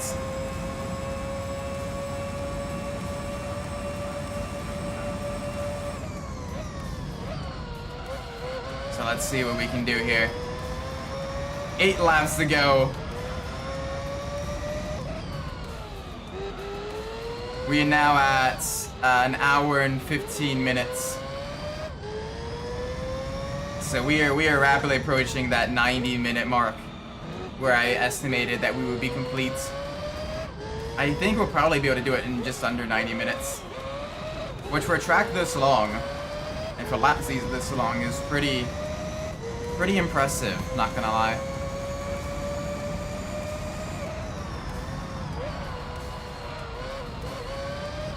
There we go. Nice and smooth throughout all the corners. Oh, a little bit of a love tap there. Little bit of an itty-bitty love tap there.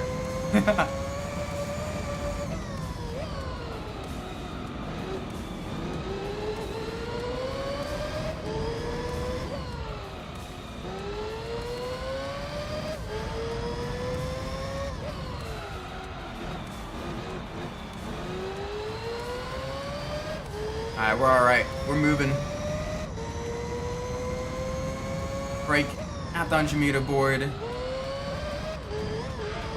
There we go. Get the better run through the chicane.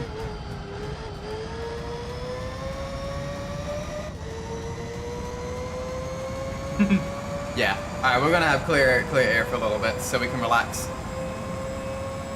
Ooh! Big jump in new fastest lap by a couple tenths. I will definitely take that. I will 120% take that. Thank you. I wasn't even trying there.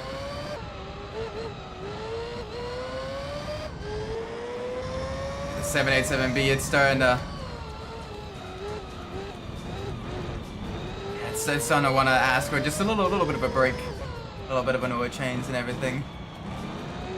The wheel gets so dirty so quickly in Gran Turismo 3 and 4. Like, holy moly. It's like 200 miles and it's like, I need an oil change. Boss. Thankfully in Gran Turismo 4 they added the ability to, you know, go to GT Auto and maintain your vehicle in between races.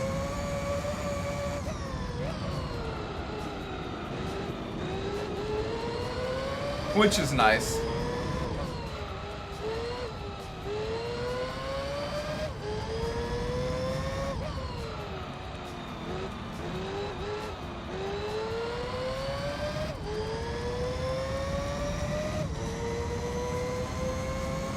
Alright, next up we're gonna have a back marker to deal with. So that won't take long. The way it's moving, I think it's a Jaguar. Yeah, it's probably the... it's hard to tell from this distance. It's silver, so whatever it is, it's either the Jaguar or the Panos. It might be the Panos. It is the Panos, okay.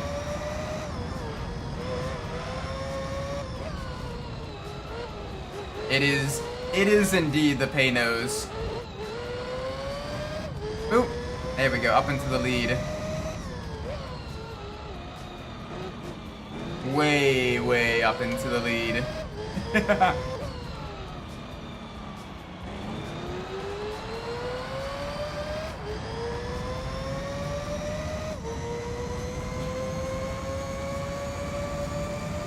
Alright, just after the sign. Just after the Nismo sign. It does make me a little bit sad that Gran Turismo 3 didn't have a photo mode, because this track would have been great to have pictures on.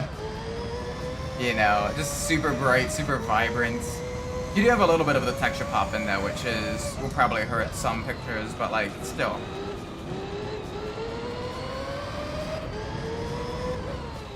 Yeah, you can definitely tell this track especially really pushed the PS2 to its limits. That's probably why they didn't include it in Gran Turismo 4. Probably. If I were to hazard a guess, that might be why. Just loading in so many different objects and textures and everything.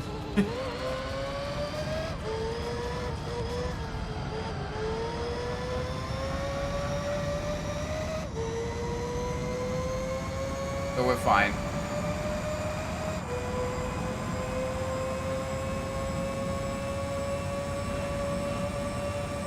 There we go. Break at the bridge. Nice. Alright, 5 to go, ladies and gentlemen. 5 to go, chat. We're making this work. And hopefully we get an open wheel car. I am praying we get an open wheel car because this is literally our third to last endurance race that we can do without like redoing endurance races on our push to 100% completion.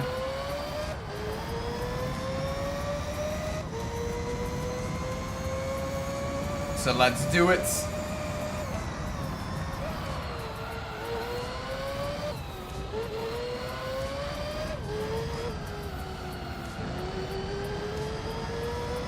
Let's do it, chat. Big push. As we enter 10 o'clock. As we enter 80 minutes on this race. We really do be racing all night.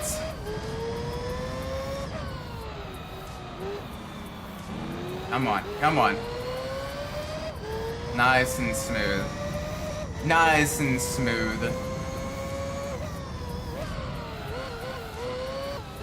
Oh, back again to the left. There we go. There we go. Oh.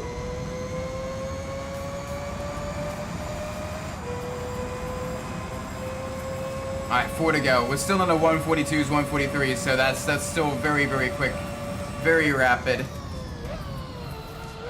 We've just gone past 125 miles complete as well. Now up to 127. So we are making this work. We are putting in the distance. We are going the distance. We are going for speed.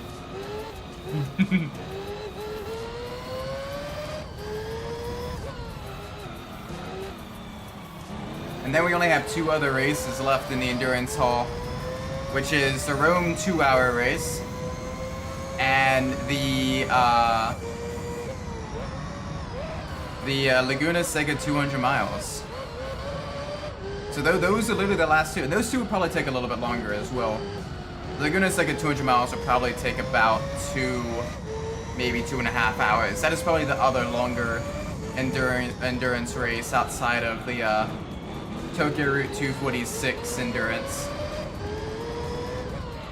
And then the Rome 2 hours takes, well, it takes 2 hours. So you get that going for you. Alright, there we go, past the Viper.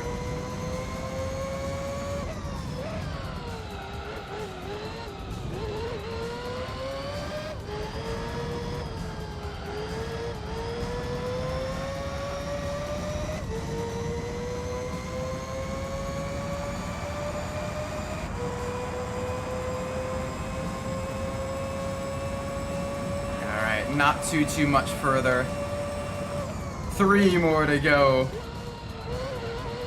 Basically 6 minutes.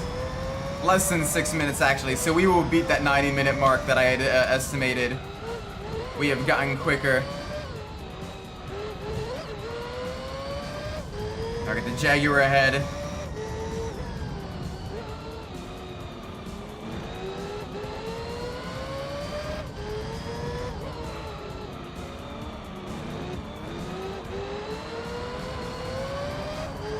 There we go, side by side. There we go, out of the turns, out of the turns.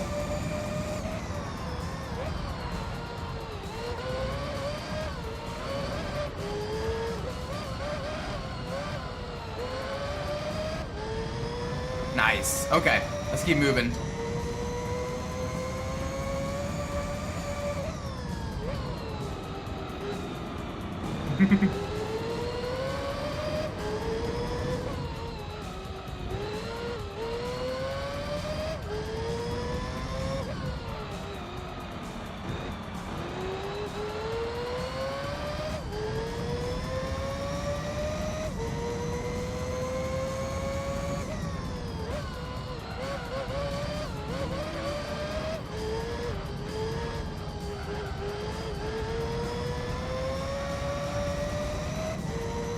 There we go, okay. 2 more laps to go. The 1:42, 43. Okay, so we still got some good pace. And I am praying, I am desperately praying that we get an open wheeler. I am desperately praying that we get an open wheeler.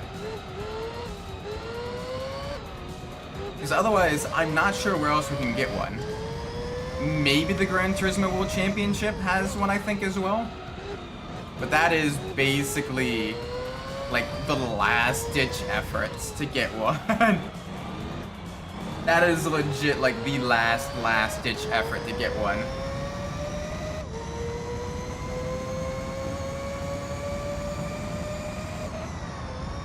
So I don't think there's any other ones, right?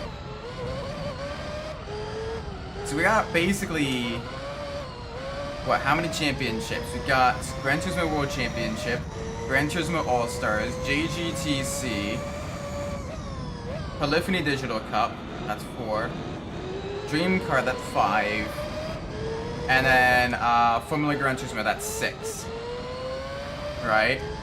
And then we got 2 endurances after this as well. So we got a little bit left to do still. But we are rapidly approaching that 100% completion. We would definitely be completing this game by the end of the year, I think.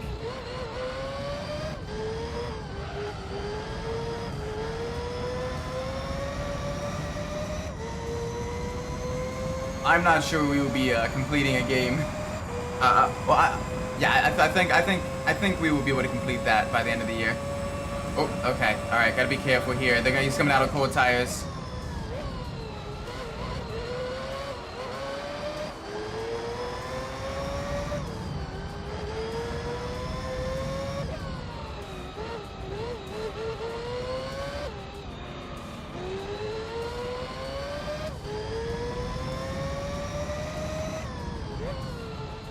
moving. We are moving. We are schmoving. We are grooving.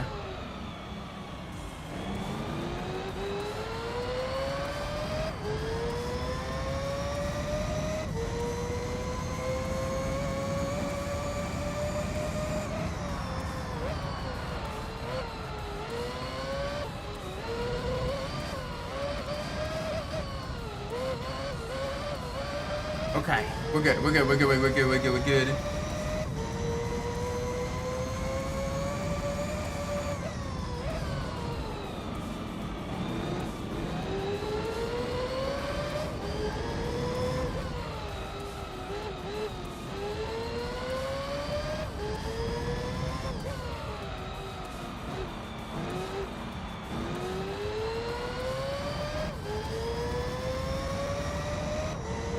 Oh, the GT1s.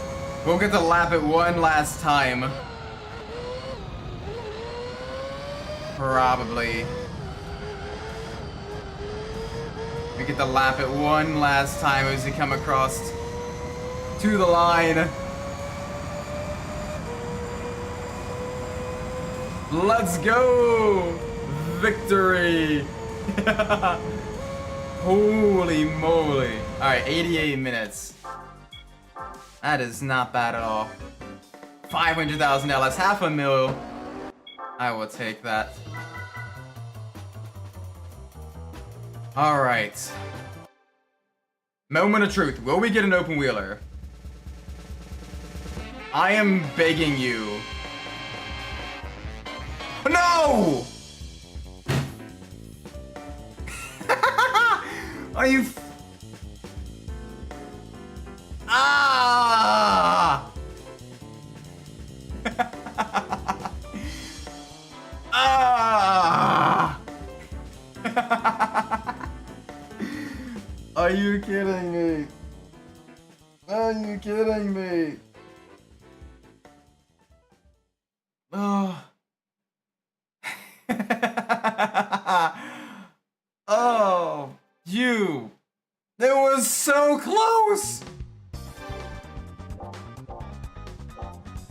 It was so close!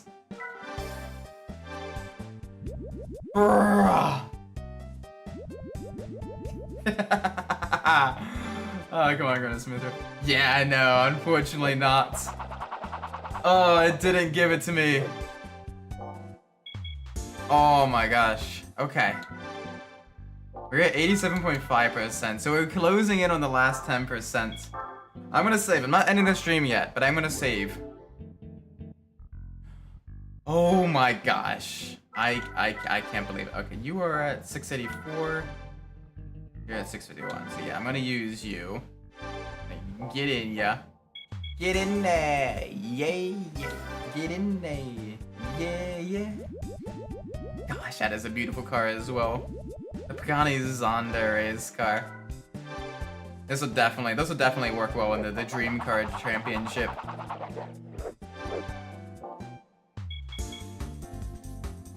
I think I probably want to put on harder compound tires though. Probably. I'm thinking probably the slick tires. I don't necessarily want to go super slick, but the slick tires will do us well. Alright. Alright, so yeah, 1, 2, 3,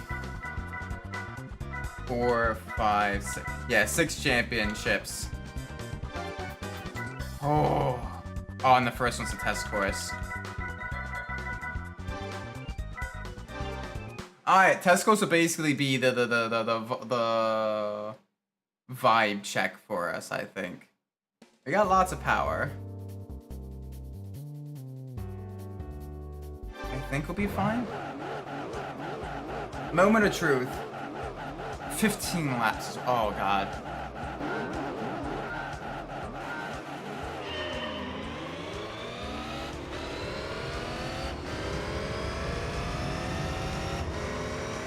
Alright, we're in the suck.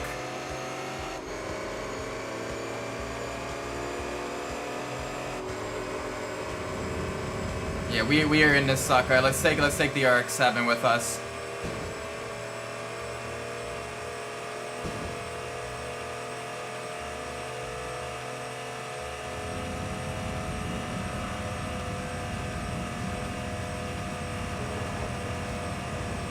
Yeah, because we are falling. We will fall behind without that. Ah, boy. Yeah, okay, so we'll use Atomic Kyra then, I think. We come on, bump me.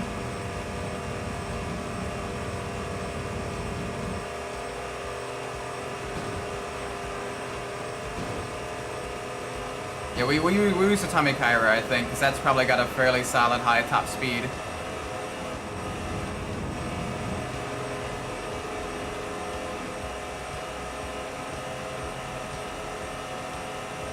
Just bump drafting here. Yeah, we're reaching 213 there. Without any issues.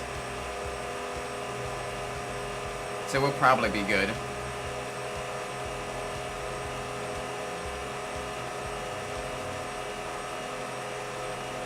Although I don't like how much it breaks with these corners. I don't like how much it breaks with these corners. That is a mild concern for me.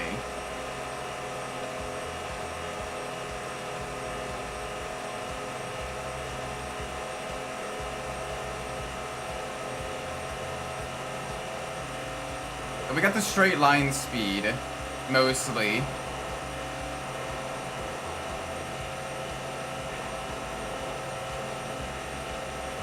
But it is gonna break, isn't it?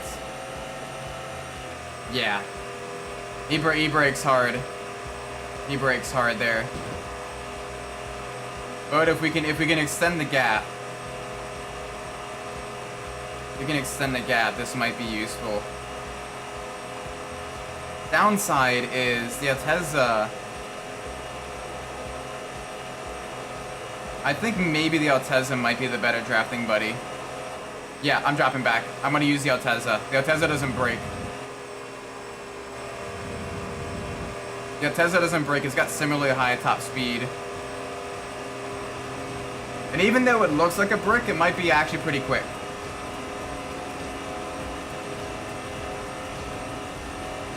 So we'll use this instead. Well, stop weaving, you melon! I am literally helping you. Oh, you're braking too. You were braking as well. Okay. You two are gonna make my life difficult, aren't you? Stop weaving, you melon. I am trying to actively help you. That's the thing, the AI does not understand bump drafting.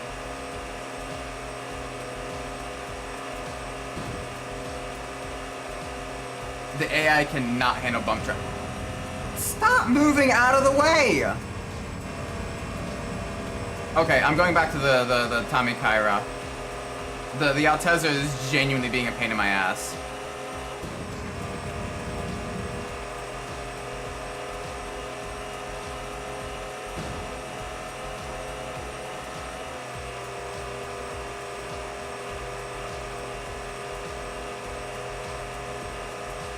The Altezza is genuinely being a pain in my butt, so the Tommy Kyra is at least a little bit better on that front. Gosh, we let fourth catch us up and get into a slipstream as well, because you two wanted to play footsie with each other, stare at your navels instead of actually go.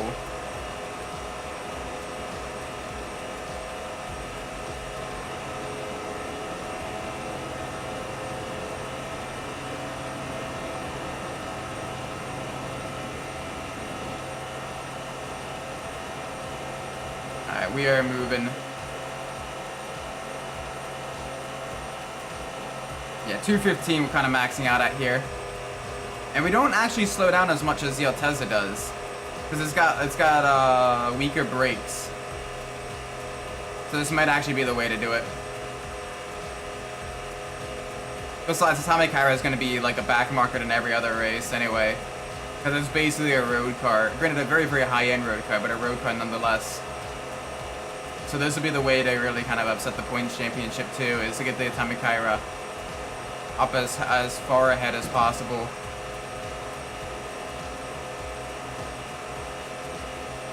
Yeah, because the Altezza is not. The Altezza doesn't have it. The passes in the corners. 214, 215. Yeah, we're doing this. Downside is because we gotta basically work together with this car ahead of us. We can't do turbo mode. So this is gonna take a little bit. This is gonna take a little bit, I think. That's alright. That's alright. You can get two races done of the Dream Car Championship. And then we can finish the rest of it up tomorrow night, I think.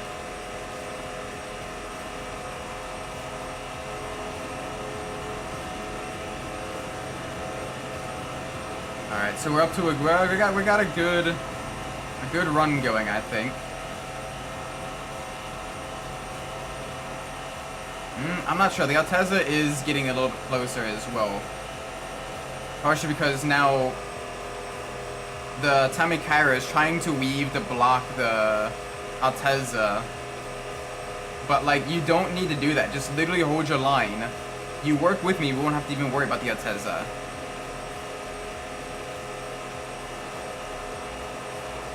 I am hoping that one of them needs to pit sooner than the other one does. Because then they fall out of the draft. They fall out of the draft. And that leaves us to continue onward until the Tamikaira decides it wants to pit. Or if the Tamikaira pits, I might partner up with the Altezza then.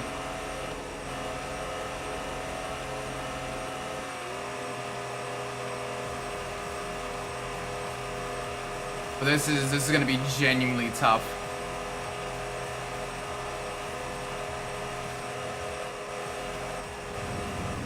Why are you going down there?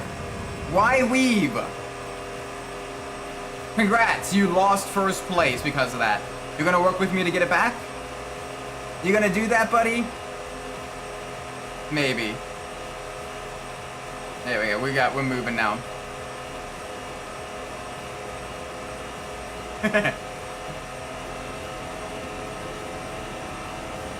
Yeah, there we go. Just stay just to the left of the white line, alright? Literally just do not touch your steering wheel. Just hold it straight, hold it steady. Right? There we go. There we go. Beautiful. Lovely. Wonderful. Now can you do that? Do that for 10 more laps.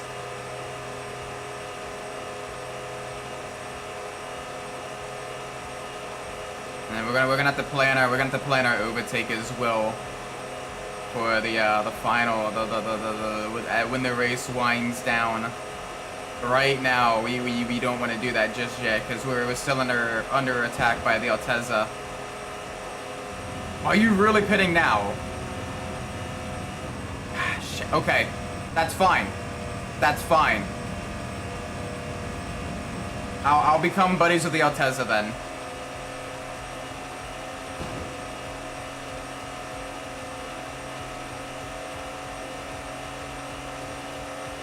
Because now that we're alone, he might be smart.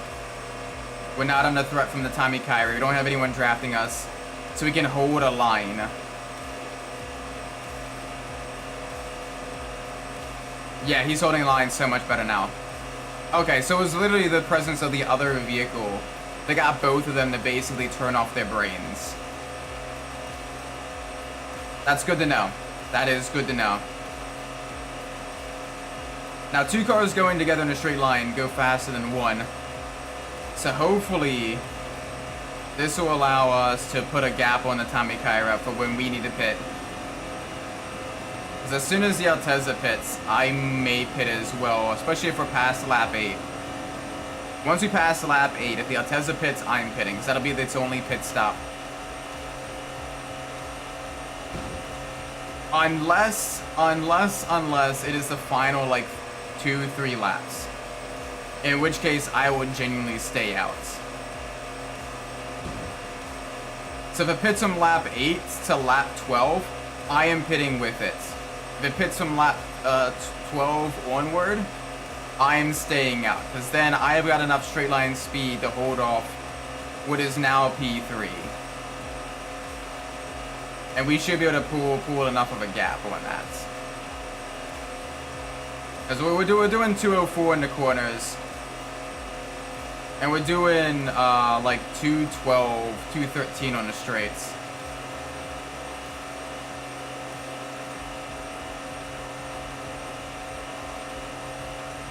Besides, the FTO's pitting as well. So yeah, I'm not super worried. Sorry about that. So yeah, okay, so it's about 3 miles an hour slower in the bump draft on the straights than the Tamikaira. The Tamikaira I know has got to pit again, right? So I'm thinking that the Altezza, we stick with this. Alright, at the end of this lap, if it pits, we'll probably stay out. Because that means it'll probably pit twice. If it stays out but then pits the next lap, we're pitting with it. One, because we got enough of a gap and everyone else is pitting as well. Yeah, I think literally everyone else is pit, except for maybe the RX-7. But the RX-7 isn't that quick, or in here. So I'm not super worried about that. Okay, that's... yeah, we still lose a lot more speed with the brakes there. This thing's got much more aggressive brakes.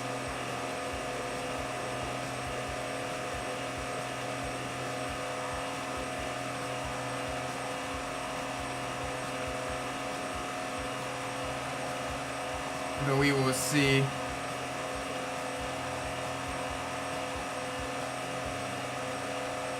You staying out?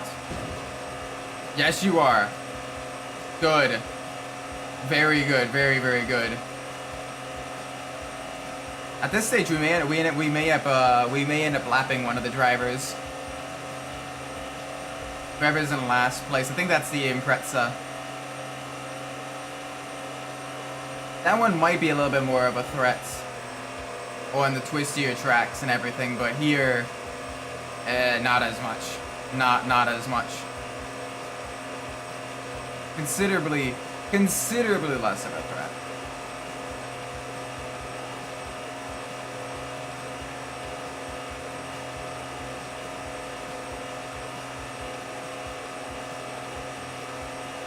Alright, come on.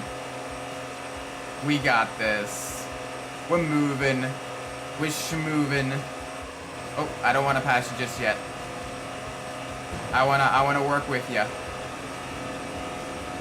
I wanna work with you. There we go. Thank you for being nice to me.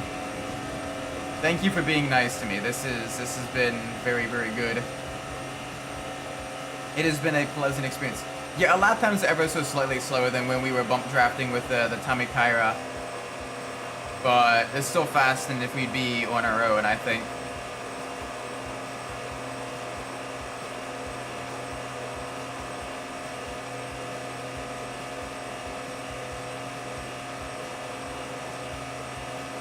So let's just keep moving.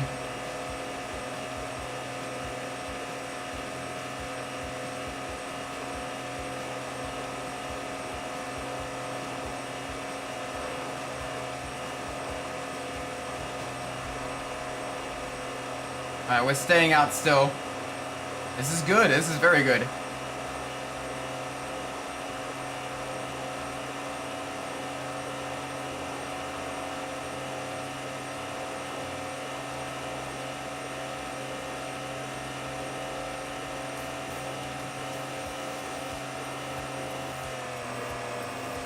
Alright, yep, on the brakes, on the brakes. I know. You don't have to do that, but that's fine.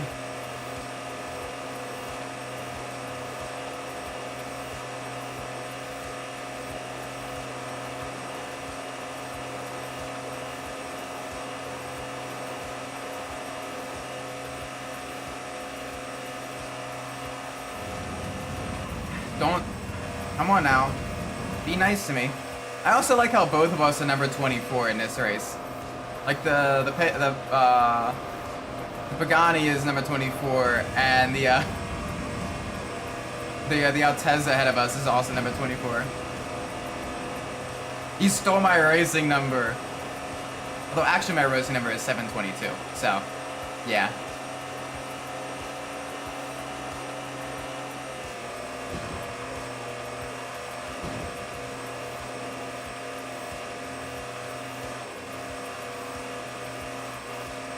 Okay, little bit loosey-goosey there. Stop weaving, get back in the line, and I'll push you again.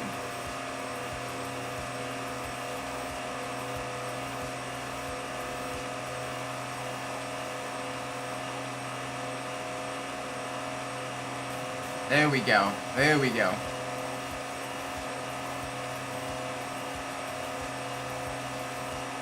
Alright, it's still out there.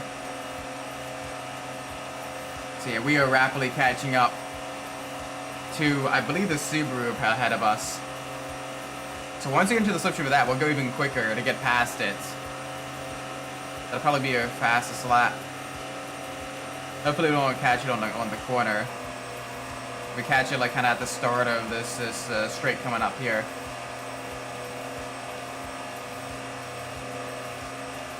And that'll be what gets us that 152. Because I know the Altezza is running some decent wing. Gosh, we already have 60 miles in the car. Jeez. Putting a lot of wear and tear on the engine at the very first race of a 7-race season. That's gonna be fun, huh?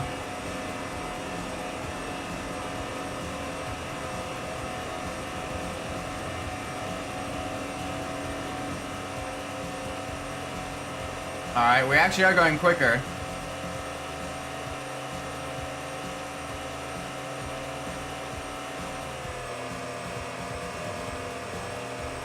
Alright, we're gonna get a run on it through the corner. I'm not gonna particularly like this, but we will see how this goes. It's got the suck. You got a lot more suck going on here.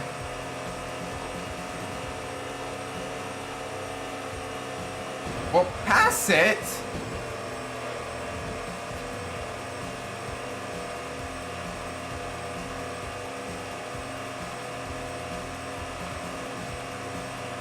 Are we staying out? Yeah, we are. Yeah, we're making this work. We are making this work. See, Altezza's got really good tire degradation then. So we have to be a little bit careful, I think, with that. But honestly, we might be able to go the whole distance. Like, we're already 2/3 of the way through, and the tires are only yellow. So I think we got this. I just needed to get a good run through the corners. The final corner. Back off a little bit. Yeah, the Tamikaira is no longer a threat. The Tamikaira is pit twice, so we have not pit at all. So yeah, even on a track where it should excel at, with, you know, it being a very sleek, low drag, high horsepower car. Not really. Not really. But that's alright. That's fine.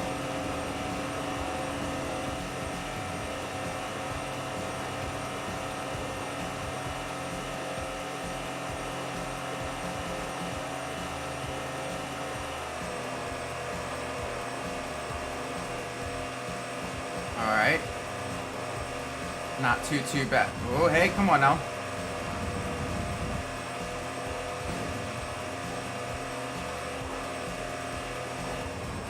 Come on now, kitten. Just hold your line, please. There we go. Alright, let's see if the Altezza tries to pit this lap.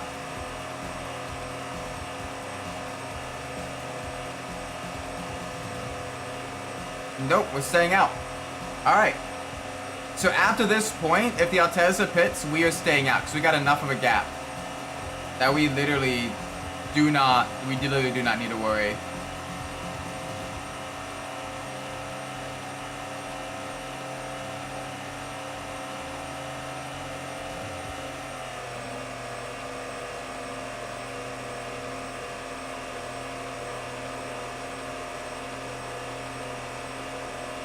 Alright, come on.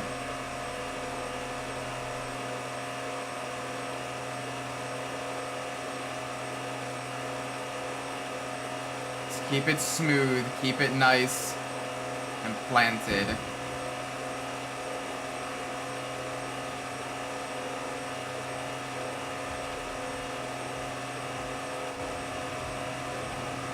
Here we go.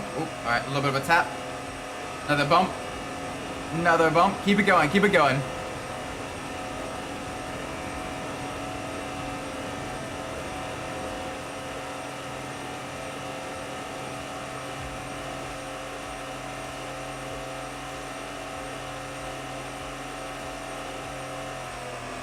Yeah, alright. A little bit of a break. A little bit braking there. That's fine. That's fine. Just gotta bide our time and wait.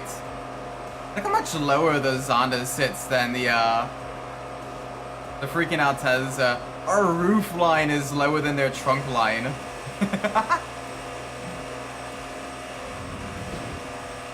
We are basically getting no air resistance.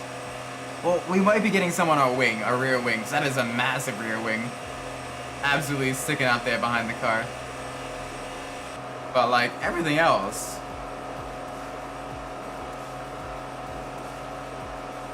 This is a beautiful machine, though. It's a shame you can't see it right now.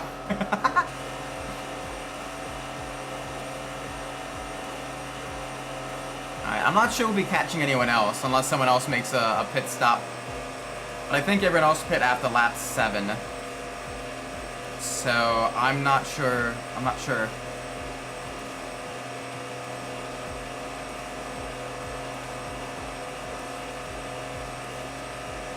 We just gotta stick with the Altezza for a little bit. Alright, okay, the FTA was pitting it, so they are gonna make the next stops then.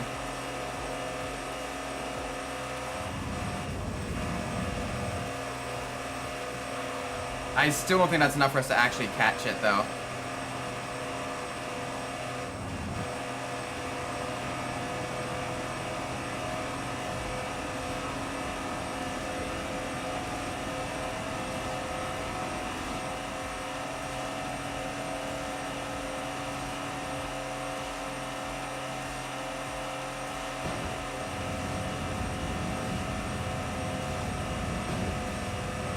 I want to see if this actually works.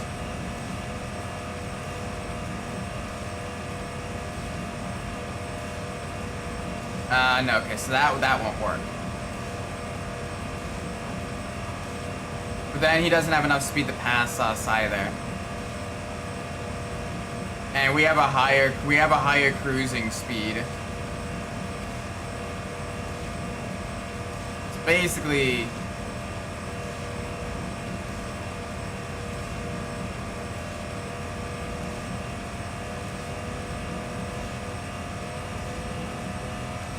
there you go, keep bumping us. You got the right idea, buddy.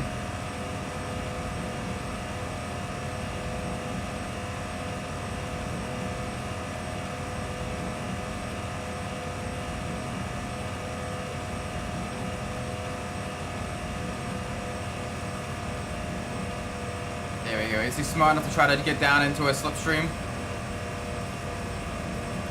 I'm gonna run a little bit lower. See if we can't begin pulling away, actually.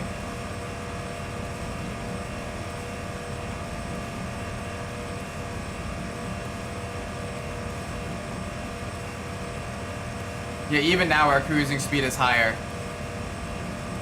This is perfect.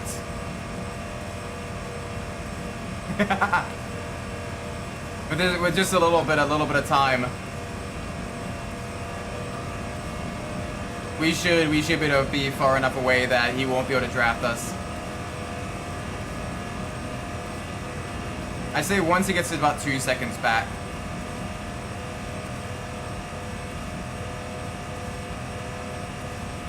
Though it feels weird only doing 200 at the end of the straight. And not more.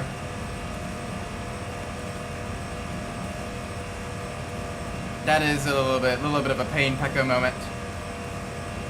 But we are rounding out, heading to the final lap. Let's do this. Let's do this.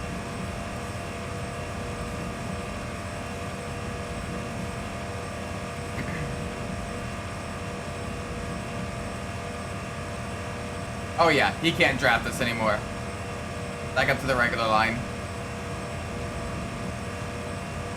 Oh, and he's pitting! Bro, you had one more lap! Well, this is awkward.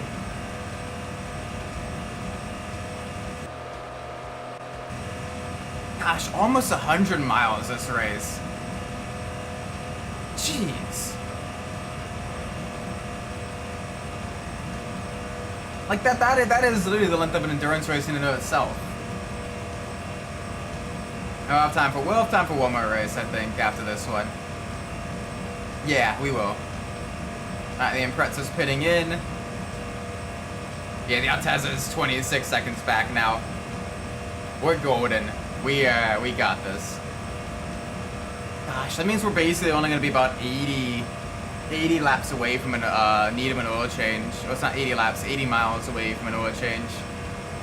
Gosh, we're gonna have to literally go the rest of the season with the reduced engine performance. Thankfully, the Zonda's got pretty strong engine, so that shouldn't be that big of an issue. And hey, better to have those races at the very start than at the very end.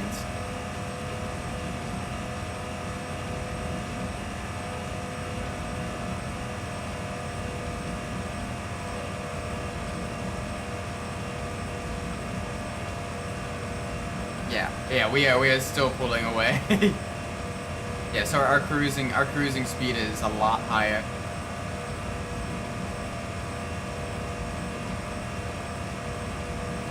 As we come up to almost 30 minutes of holding down the gas pedal.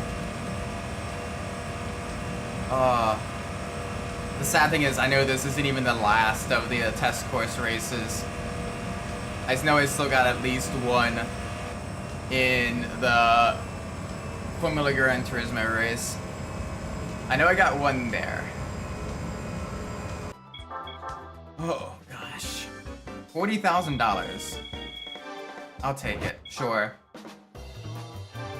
Next session. Let's do it. Let's do it. Oh, Grand Valley. All right, another longer track. That's fine. That's fine. We should be able to do these laps in around like... Yeah, so this will be another like 30-ish minute race. Jeez. You know what? I'll take it. I'll take it though. I know the last round is at the Côte d'Azur. But it looks like we're getting the really long tracks out of the way first.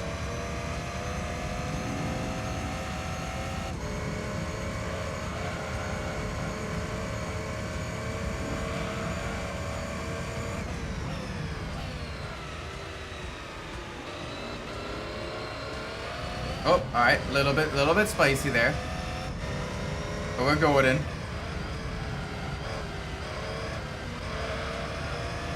Yeah, that FTO is quick, but I know that FTO uses up its tires very quick as well because it's four-wheel drive. So we should be okay, I think.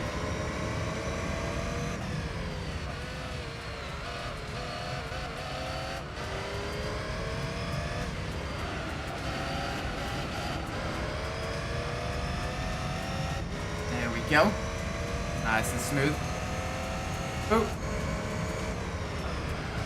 Yeah, so we're already up to about 2 seconds ahead. I'll have to see how tire wear plays into this. I know the Altezza is really good on its tires.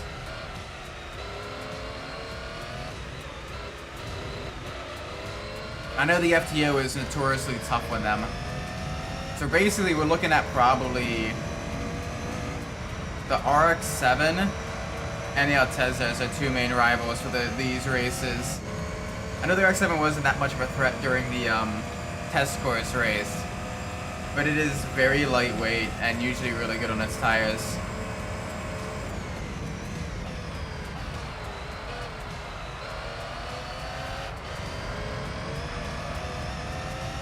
So we got this. We got this.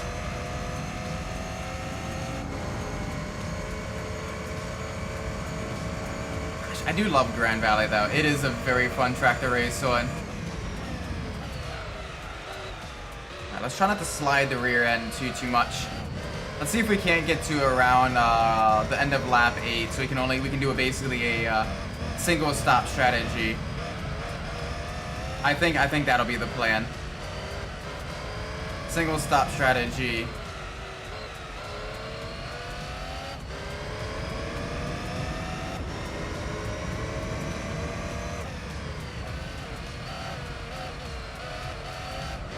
Yeah, that would be smart.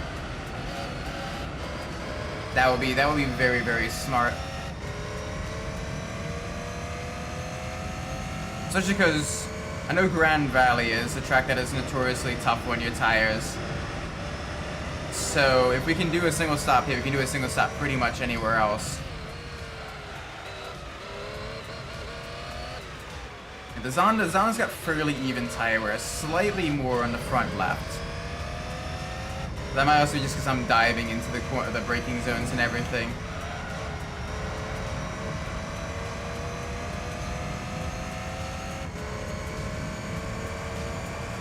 I wonder what tire compounds the other racers have. So you're pulling a little bit of a gap on them now.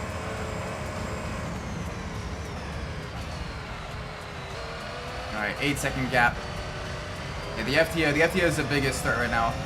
Oh shoot, the Impreza's already pitting? No way. Don't tell me they got like the racing mediums or what have you. Oh, if I had known that, I would have used the different car. I would have used a different car.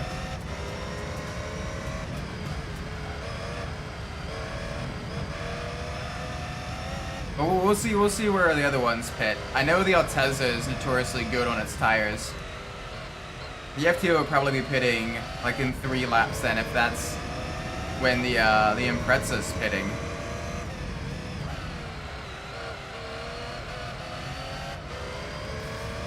So we will see.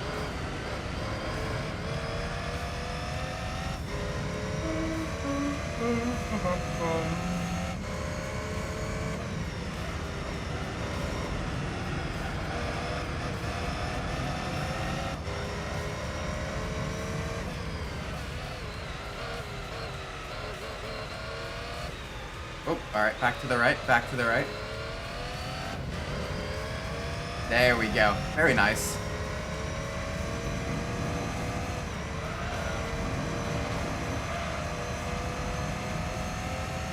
Perfect, no issues here. Let's keep it nice and gentle. Oh.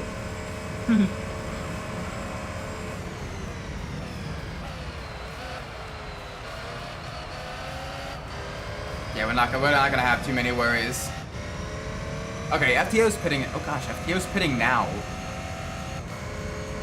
I swear, I tried to get a car that'd be roughly around their performance level.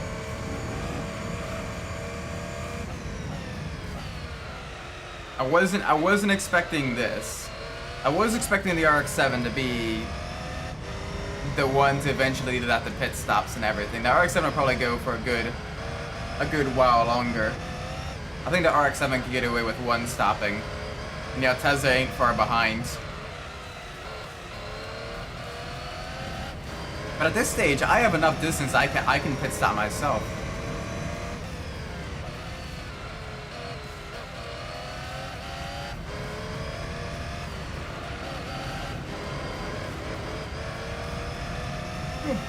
Yum, yum, yum, yum, yum. Next gear. There we go, nice and smooth.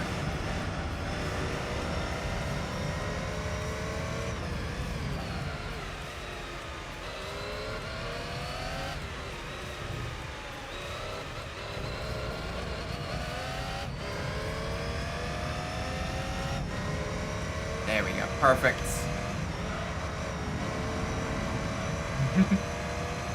I do love the flow of Grand Valley though. It is really, really fun. The high-speed supers as well as the Titanical section. I prefer the Gran Turismo 3 version of the Gran Turismo 4 and later versions as well. The middle sector is a little bit less Mickey Mousey with the chicanes and everything.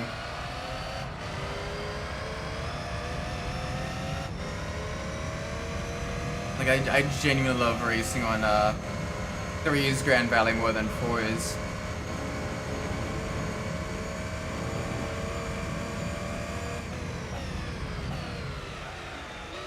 Oh, alright, gotta be a little bit careful. That's a little deep on the brakes there. Yeah, still not pitting from the RX-7. Yeah, kind of figured they're gonna go for a while, I think.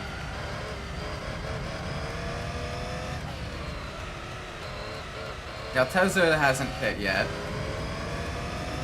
I see the FTO, I believe it's the FTO, is catching them. But the FTO is gonna be pitting again in like 2 laps. And that Impreza, the Impreza is just burning through tires. Holy moly, I was not expecting that. Like, damn.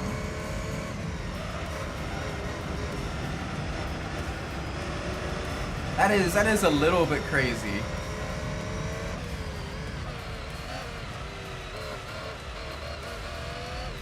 Oh, back again to the right. There we go.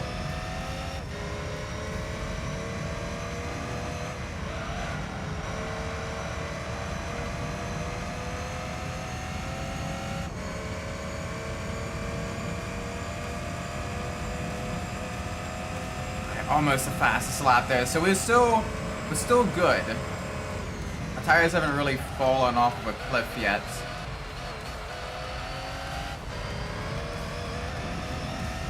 Tires are still, you know, in good shape, in good condition.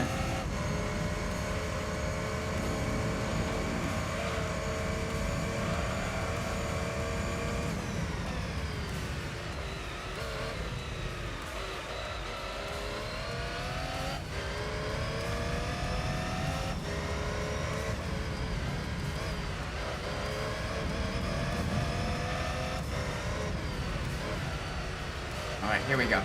Nice and calm. Nice and collected.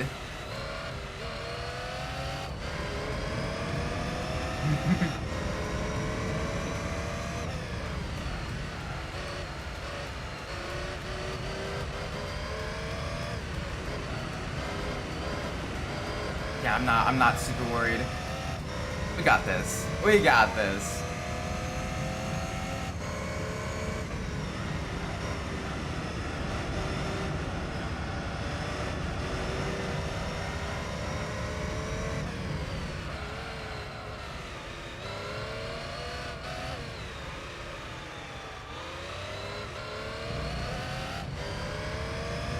Good. We are more than good.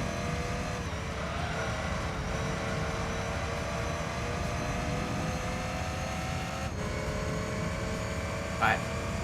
Come on. Big push. At 145. It's a little bit slower. Come on. Let's see if these tires can last us 2 more laps.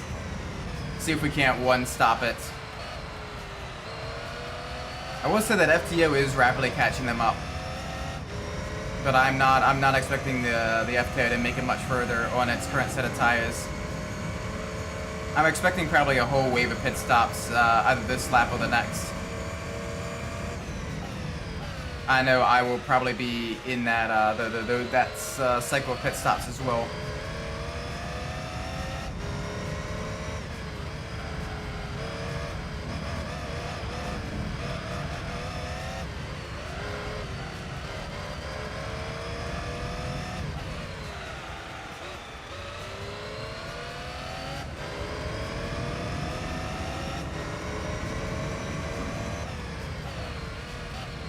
Alright, yeah, FTO's pitting in.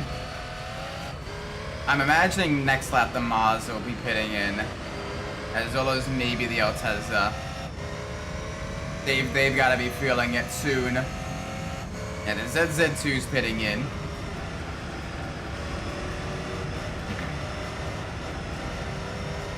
So this cycle of pit stops is really, you know, really going to be a big one.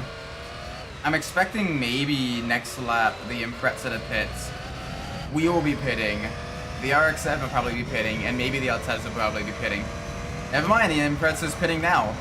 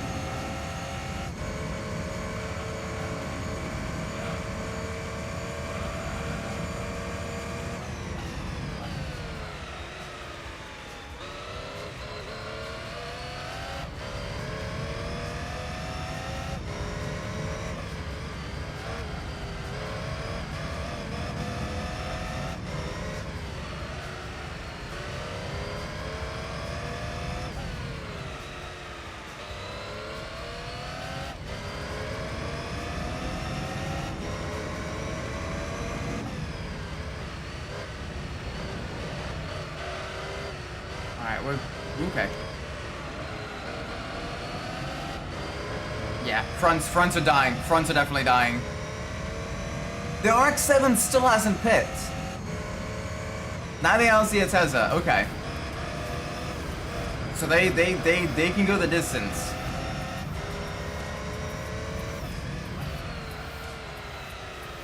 I know I gotta pit. I desperately need to pit. My fronts are dying. I'm getting a lot of understeer. So we're coming in this lap. This the past the halfway point. Yeah. All right. Good on the pit limiter.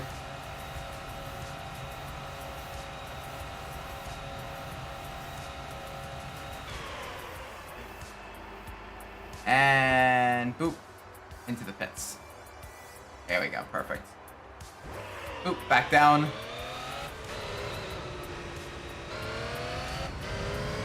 Alright, and we got the Impreza. The Impreza ahead of us. Alright, so let's do this. Oh, okay. Big slide. Big slide.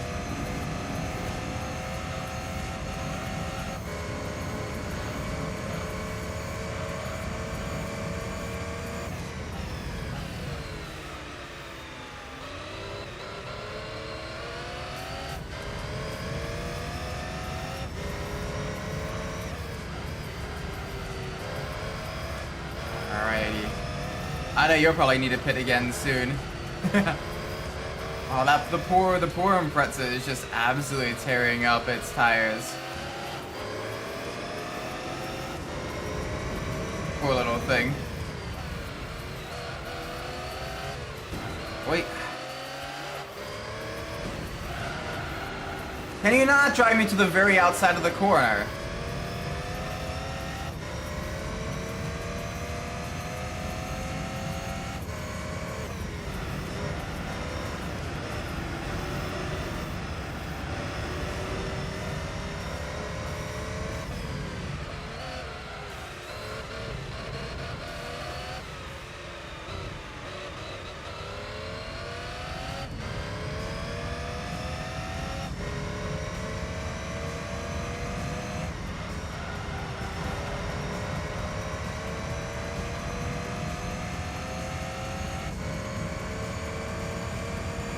Come on. Yeah, a little bit of a slower lap that one because we had the pit stop. That's fine. Hey, the Impreza did pit. Gosh, the Impreza pitting like every 3 laps is going to be a meme, isn't it? So it's got one more pit stop still. So they put qualifying tires on that thing. Like, holy moly.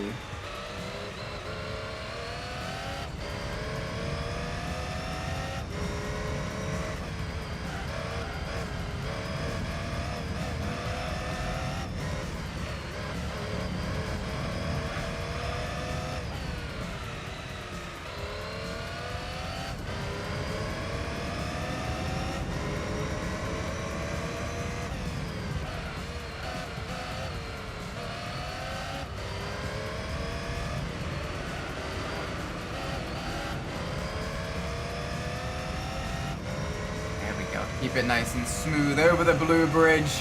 Rip in peace the blue bridge. Oh, the Alteza's pitting. And the FTO is pitting. Okay, so the RX-7's better on its tires than even the Alteza. Okay, I will keep that in mind. I will keep that in mind.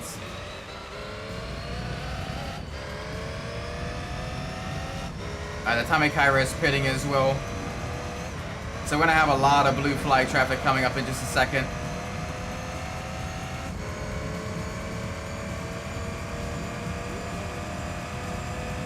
There we go, past the Tamikaira.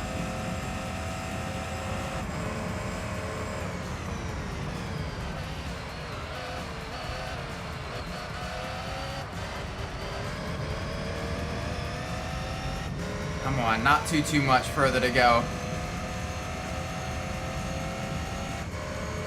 Just 5 more laps.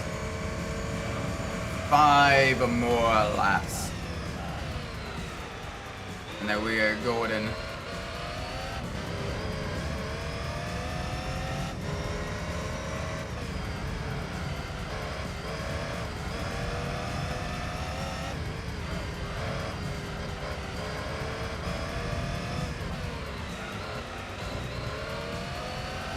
Alright, there's the Alteza.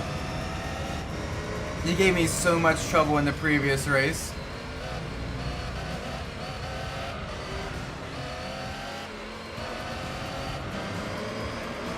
Alright, see if we can sneak through the inside here. There we go.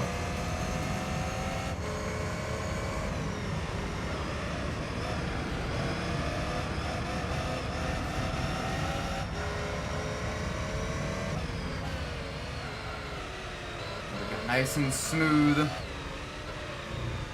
Nice and smooth. Back this way. Okay, we're good, we're good, we're good. I felt like I could have used the Camaro LM race, but now that I think about it.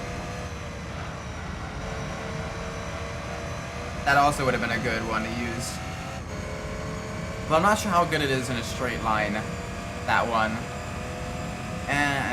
Kind of iffy.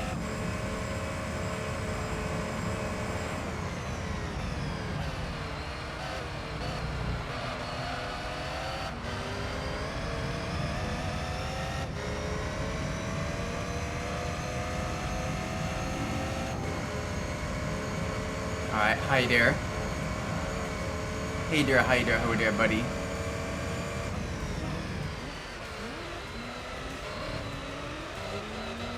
Come on, we can make our way through. We can make our way through.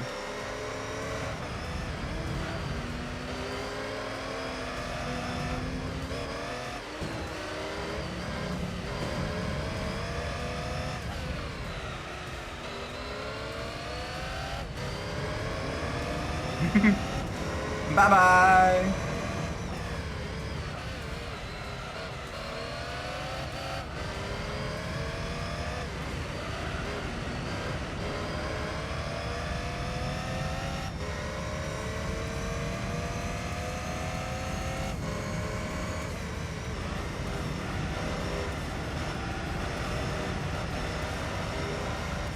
Alright, very, very nice. Not got much further to go. We're just vibing. We're vibing in the Zonda. We're zooming in the Zonda. Yep, okay, so the RX-7's pitting finally. That's surprisingly gentle on its tires. That is absolutely based.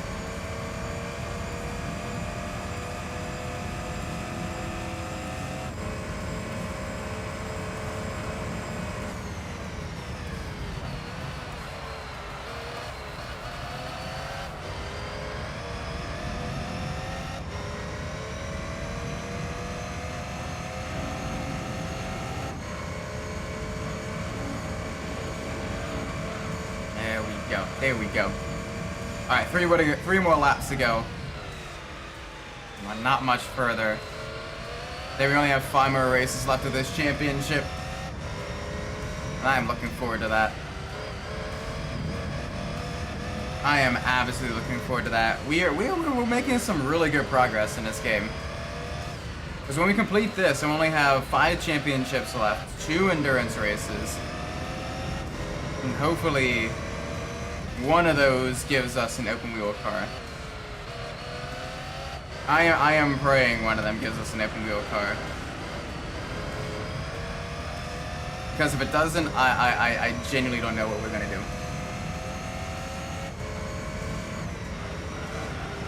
But it is gonna be concerning.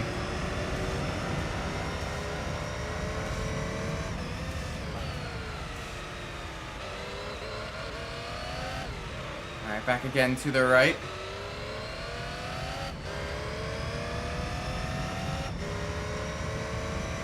There we go, not much further. Not much further. 2 to go. Ooh, a new fastest lap as well. I will happily take that. So basically, it takes about as long for the Zonda to get through Grand Valley as it does the 787B to get through Special Stage Route 11, which is a significantly more slower speed and technical course. That's good to know. It shows just how big the pace differences are between those 2 cars.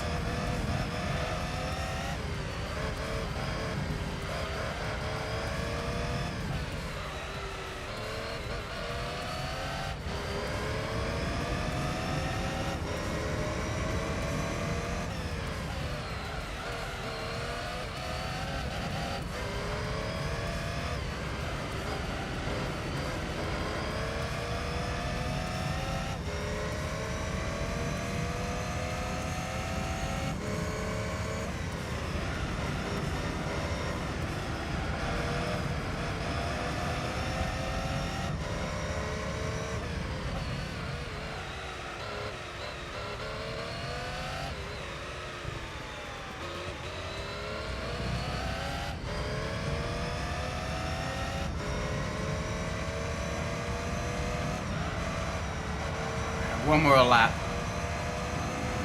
We can do this, chats. Put your hands together. The final lap of the final race of the night. I will say I'm exhausted. I still gotta practice for Brands Hatch later on as well. Gotta get my wheel, I gotta get the belts readjusted on the wheel as well. I got a replacement belt coming in soon. But I gotta try to get this one currently about as tight as possible. Because it is, it is pain.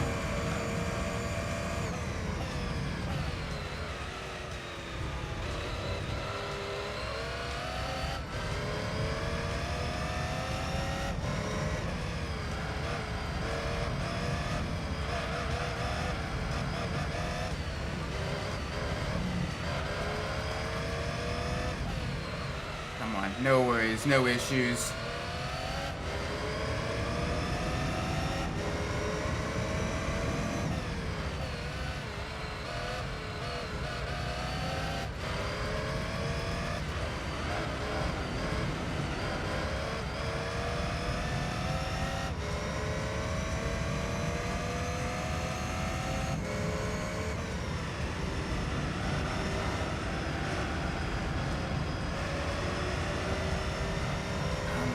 Not much further. Not much further. Not much further.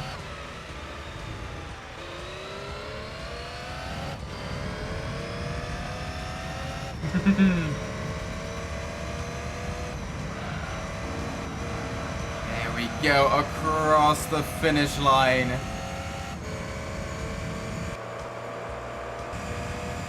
Yum. Let's go. Oh, the poor Impreza. It is struggling. But yeah, that was fun. But I am going to be ending the stream here. It is getting late, and I need to get a whole lot of stuff done. Thank you all so much for watching, everybody. I do appreciate it. If you enjoyed the stream, please make sure you leave a like, subscribe. Let me know what you're doing well in the comments down below. If you didn't like the stream, please let me know what you're doing poorly so I can fix it in the future. With that being said, I've been Isaac Umbras, and wherever you are in the world, whatever time it is for you, may it be a great time. And I will see you all in the next stream. Until then, take care, everybody. Bye-bye. Bye.